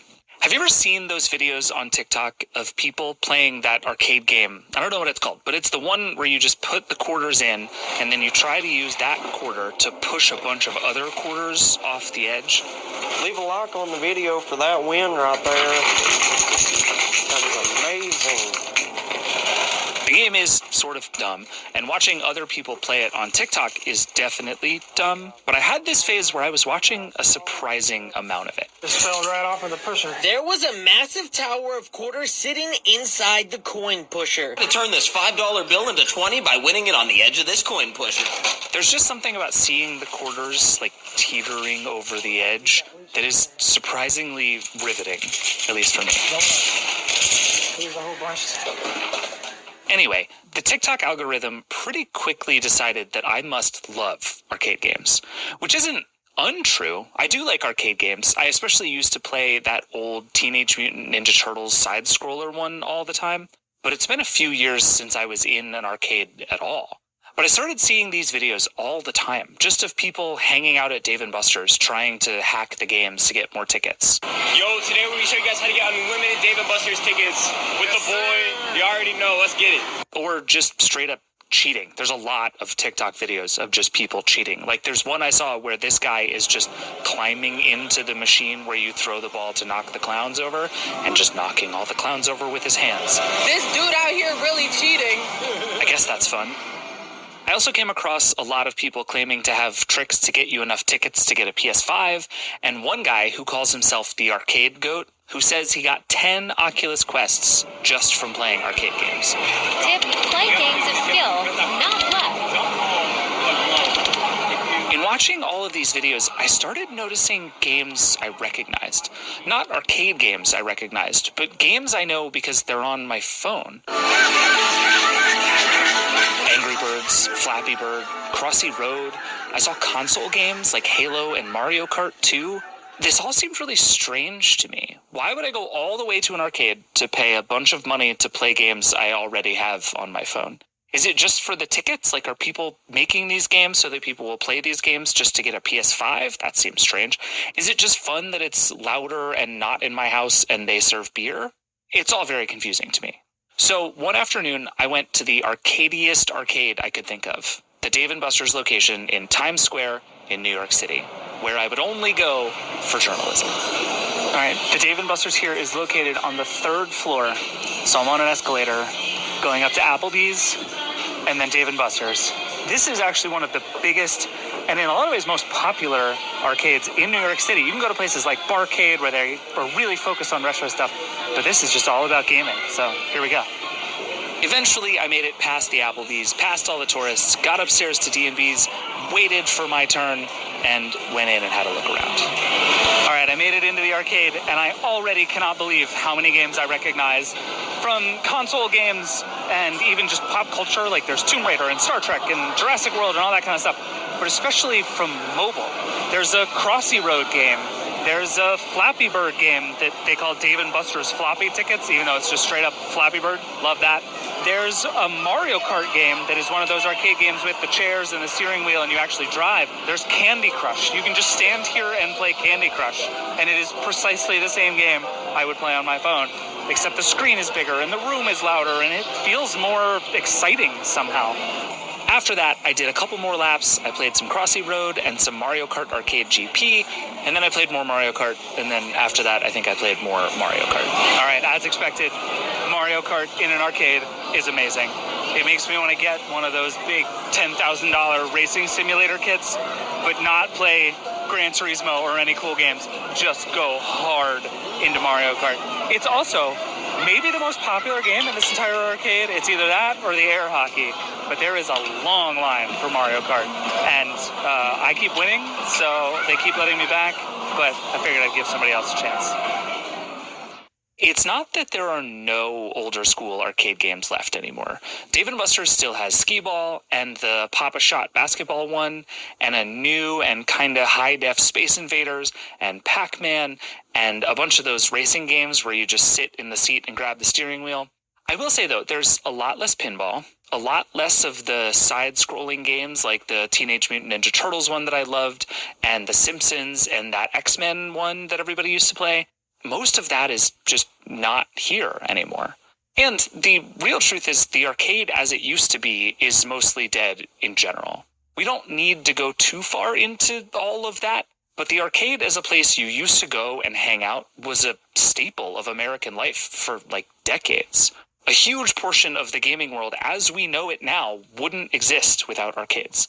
And now all we're left with is Dave & Buster's and a bunch of bar arcade things and not much else. The reason why that happened is pretty obvious, right? It's that we all started playing games at home, on consoles, and then on our phones. And why would I go all the way to an arcade and pay money just to play the same game I can play as long as I want, for free, in my living room? All of that is all the more reason I'm fascinated by these mobile games in the arcade. If Dave & Buster's and all these other arcades are having trouble convincing people to come out and play games at all, wouldn't it be the worst idea ever to make those games the same games you can already play on your phone? It's like, come pay us money to play the game you got for free already seems like the worst pitch of all time. And I think the best example of all those games in Dave & Buster's is probably Angry Birds. Angry Birds in general is one of those totally unavoidable franchises. You can play a million different versions of it on every imaginable screen and surface.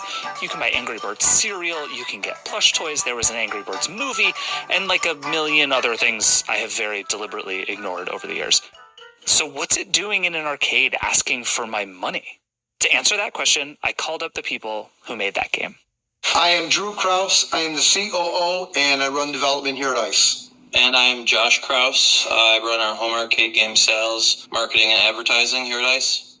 ICE makes a lot of arcade games, including a bunch you probably know, like the one where you throw the ball and try to knock the clowns over that everybody on TikTok likes to cheat at, or the air hockey game that they have called Extreme Air FX. The company actually started with bubble hockey, which is apparently still super popular in arcades. And more recently, they also made a game called Angry Birds Arcade. The Krauses told me that the whole mobile games to arcade trend has actually been happening for a while. And the reason is honestly pretty simple. You know, notoriety, it gets you to walk up to it no matter what. So that's a huge, huge plus. Now, a lot of the arcades like it because it brings licensed brands to their location. A big facility like a Dave & Buster's who has 160 across the country, you know, they have movie studios coming to them saying, hey, Ghostbusters 19 is coming out. Can you guys do a Ghostbusters game? I mean, that's how Ghostbusters, you know, we're talking to Sony and looking at products, and then Sony's talking to Dave & Buster's all of a sudden says, hey, I like Ghostbusters. Hey, we're doing a Ghostbusters. Let's do a Ghostbusters game. It just, sometimes it falls into place like that. So if you're trying to make games that will make people walk up to them, Angry Birds was a pretty easy win. It's one of the biggest games ever. So when ICE reached out to Rovio, the company that made Angry Birds, Drew said they started talking about an Angry Birds arcade game with one really specific question in mind. How do we build something you can't do at home? So I start to bring in physical attributes like, hey, what would Angry Birds be even better if it was Angry Birds Plus, right? So, all right, I actually want to launch a physical ball 10 feet across the room and hit a touchscreen monitor. And to me, that's where my brain starts going to.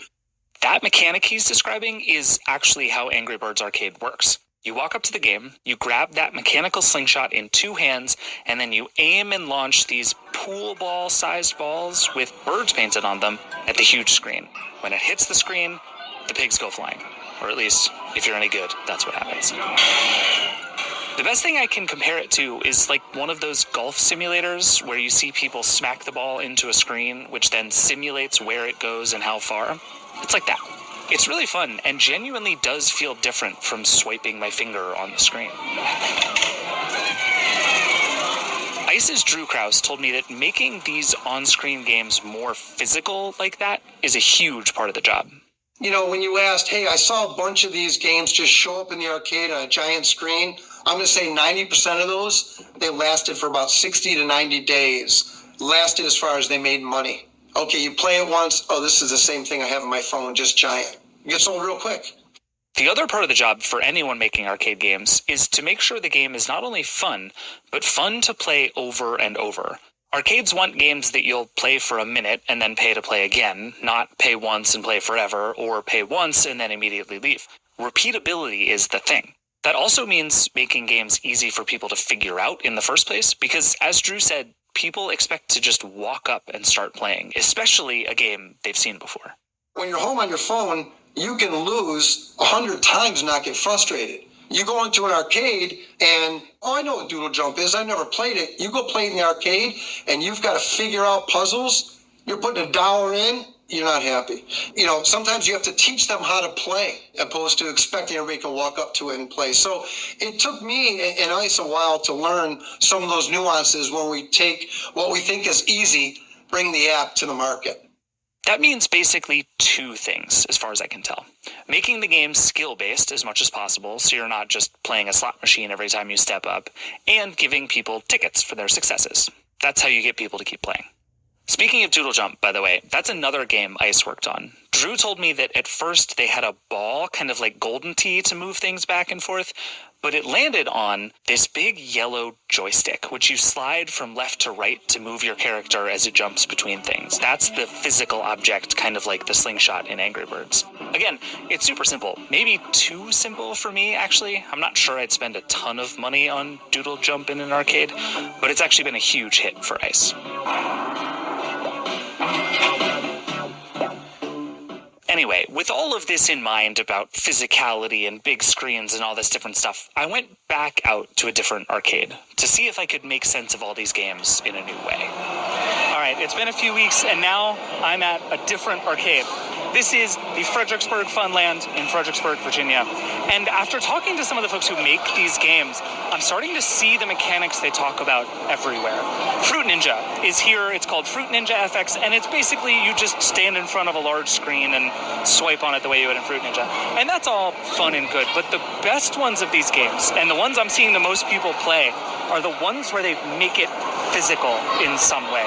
There's one game where all you do is try to explode something and launch someone out of a cannon, and they made this very cool lever that actually feels like you're pressing it, and it's different than it would feel if you were just playing it on your phone, even a really big version of your phone.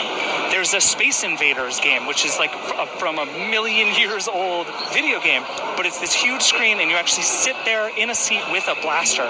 It takes the same mechanic, it's just these 8-bit aliens coming at you, but it feels bigger and cooler and different because it has this physical mechanic to it.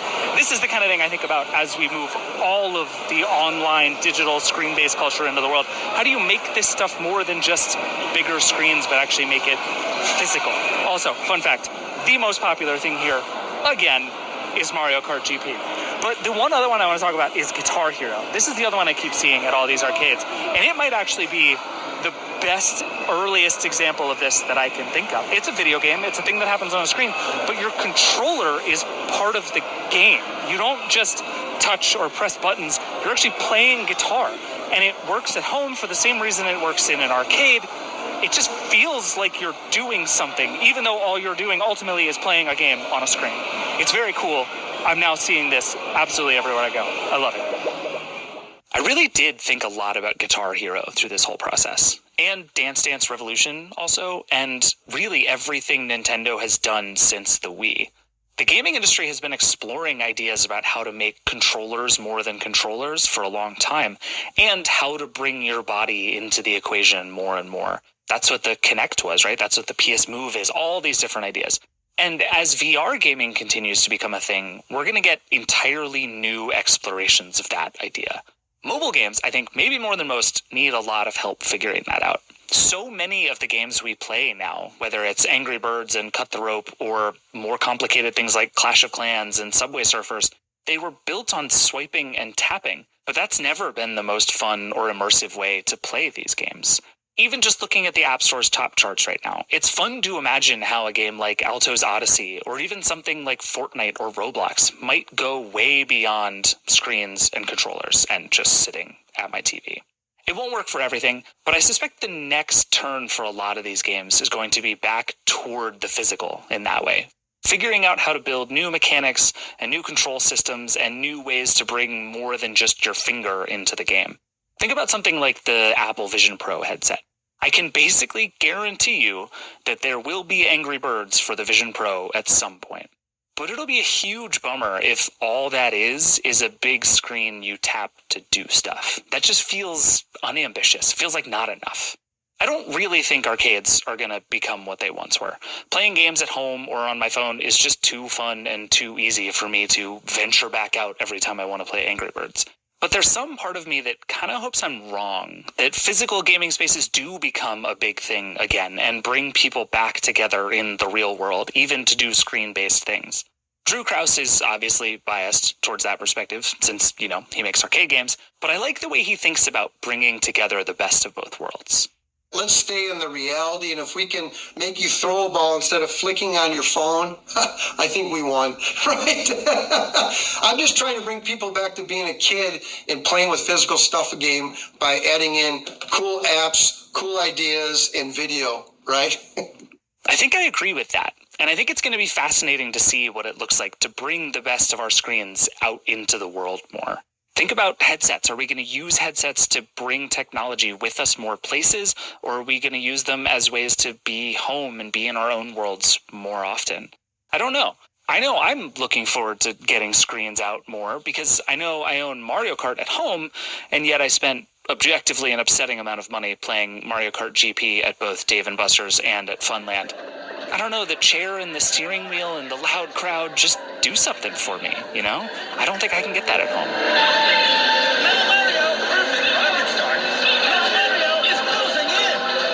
All right, we got to take a break, and then we're going to talk crypto. But not the crypto you're probably thinking of. We'll be right back.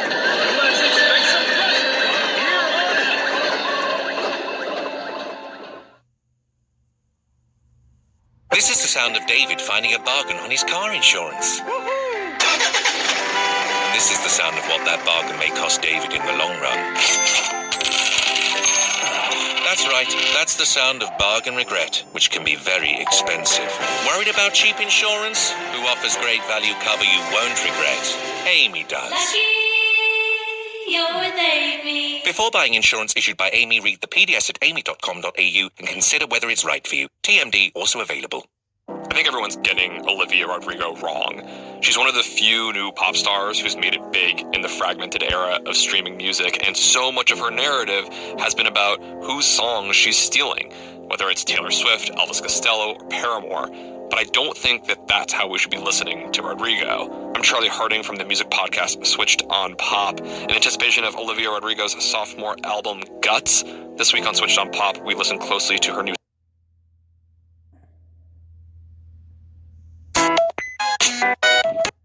moment where it was basically like content arbitrage, right? Yeah. Everybody's like, there's so much interested in all the video game channels were pivoting to it. Yeah, there's so much interest in this. Every major news event now is an opportunity for audience growth. Totally.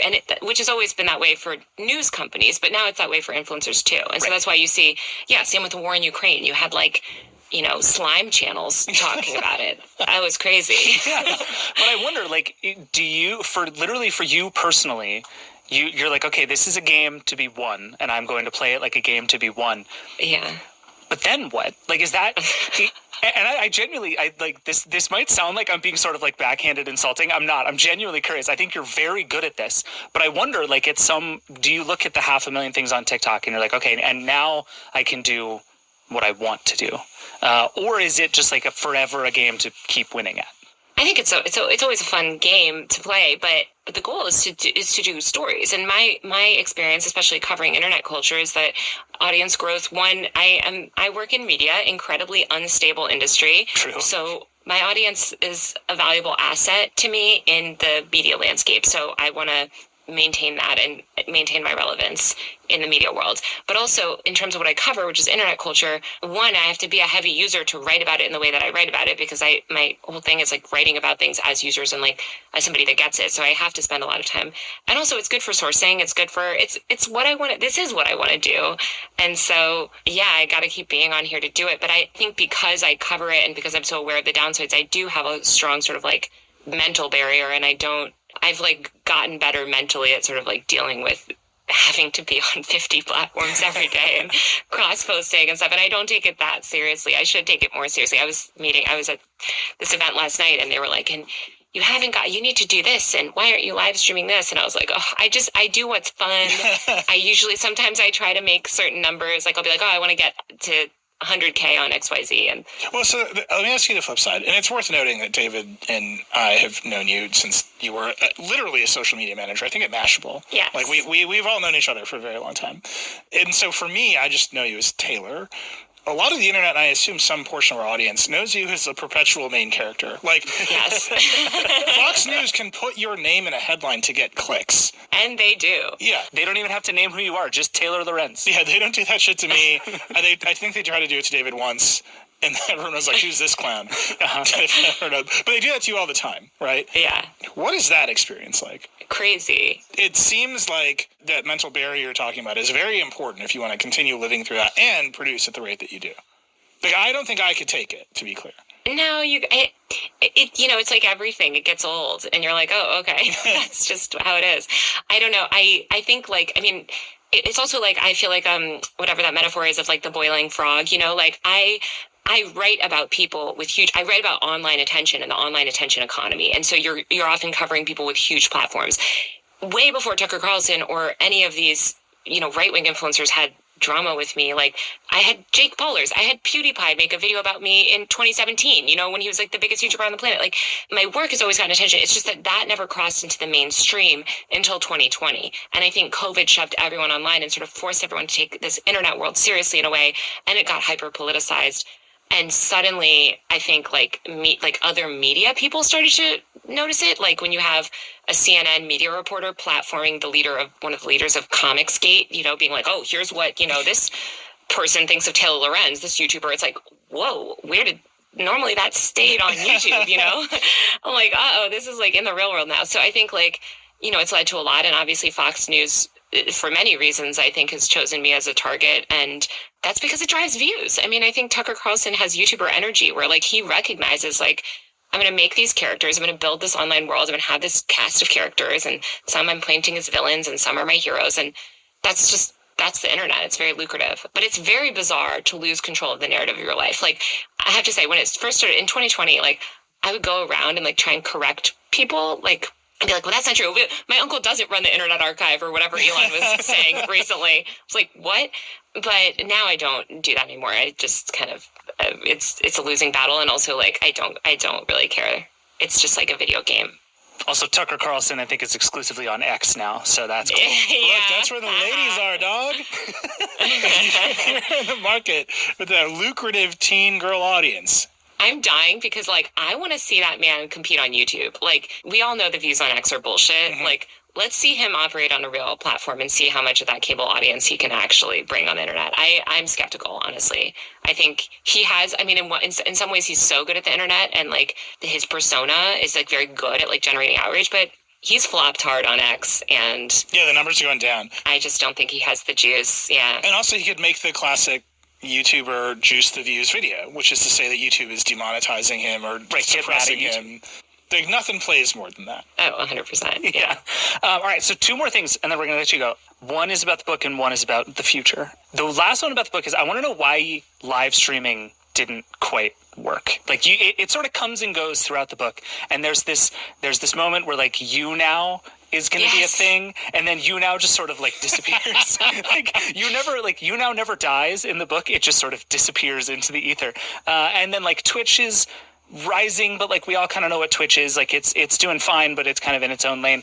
Why didn't live streaming become the thing alongside some of this other stuff? I think we still haven't cracked live streaming. Like, I think mobile, do you guys remember Hype, Russ's app before HQ? Yeah, sure. Turned into HQ. That was my favorite live streaming app on the planet. No app will ever compete. I actually think like the future of live streaming will look something much more like Hype, where it was so interactive and so creative and mobile first. Twitch is really hard, as you said. Like, most of those live streaming apps were built for desktop. Facebook Live just tried to make everyone live stream on Facebook, which that was such a weird sort of like, no one wanted that content on Facebook. And so I don't think that we've had a sort of breakout live streaming product. One, because the technology wasn't there for most of the 20s. I mean, I think only recently we have the sort of like data capacities and stuff. And also, I don't think there's been a product that truly, like, I think it's more of a feature than a product. And maybe one day we'll have this product, but I think it'll have to be immersive and interactive and different, like something new, again, something that sort of like comes after. I don't think it's going to come from Twitch. But you think it could happen? Like, one of the debates that we've had a bunch is like, is live streaming waiting on like better tools and technology, or is it just a fact that most people are boring most of the time, and that it turns out that actually what I want is like a nicely edited 10-minute video of your life, not your whole actual life? This is why I don't think things like Twitch are ever going to be, like, I totally agree with you. However, there is this, you know how we're all taught to post, like, for instance, I think we first on text post, right? Like, oh, you see something crazy, you're going to tweet about it, right? Now it's like, oh my God, I saw something crazy. I'm going to take a video and put it on TikTok, and that's going to reach everyone. I do think that the average person goes live as a certain part of, like, as another sort of form of posting, whether, you know, maybe it's just for interesting things or whatever. Like, I do think that that will happen. I just don't think it'll happen in any of the current platforms that we have now. I'm fascinated by the media ecosystem around the Taylor Swift Eras Tour. It is wild, right? There's a camera arms race going on there. Teen girls have brought back point-and-shoot cameras as a trend because of this tour, and I'm watching all of these young women say their Canon G7Xs are the best cameras they've ever owned, which is just, like, if you're in it, like, that's wild, right? And then the other piece of it is they're all live streaming the concerts, and Taylor has to know this is happening, and she's built the thing to reward that behavior, and that is a feedback loop that is taking place. And the expectation that the concert will be live streamed and millions of people will do this thing has created a culture of live streaming unto itself, which is wild. And it seems like those kinds of moments are more the future of live streaming than the sort of like, I watch a lot of short order cooks make omelets when I like shave in the morning. Like, that's what just shows up on my TikTok feed is like a thing that I will like have in the background. And that seems like one style, but then this like massive cultural live stream opportunity seems like another style. And both of them there are like reasons you are doing it as opposed to just, I'm going to make a thing. I totally agree. I don't think the future of live streaming is just the people in their bedrooms, although, I mean, that is a genre of content. But yeah, TikTok Live has been so interesting too, just like that platform in general. If you can get your way onto the short order cook TikTok Live, it is just some of the most relaxing shit in the entire world. Well, and that's actually a good example of like the interactivity stuff you're talking about, Taylor. Like my favorite live streams are the ones where the people are asleep and you can like send them gifts to do weird stuff to them in their room while they're sleeping. It's like, that's very different than relaxing short order cook. It's much worse, but it is much more like the future of live streaming. Yeah, which is what I saw Pinky Doll last night, actually, the NPC streamer, but I think that's the same thing. It's like that interactivity. Totally. All right, last thing. So Neela and I are obsessed with ActivityPub and the Fediverse and this idea of like open social web being the next thing. And I think we're in this moment of like platform decline and chaos across the board. Everything feels like it's up in the air for the first time in a really long time. You are a person who's on all these platforms. Are you like bullish on Mastodon and the threads and the Fediverse and all this stuff? Like, what do you make of all of that coming? Yes, my colleague Will Aramis is like the expert on all of this, and I always sort of look to his opinions, and he's very bullish on it too. I love it. I mean, I'm on Mastodon every day posting like I am on every app. I was going to say. But I think it's really interesting. I don't think Mastodon itself is very user-friendly, and it's not going to scale, but yeah, the interoperability stuff is definitely a theme. It just seems like it marries a lot of the stuff you're talking about. Like even just to go all the way back to MySpace, it was like this thing where it was you had some control and some ownership and some freedom, and then Facebook comes along and is like, we're going to make it really simple and we're going to centralize it and we're going to put it in front of everybody. It's like if we do this next phase right, you can have the best of like the blogging era and the MySpace era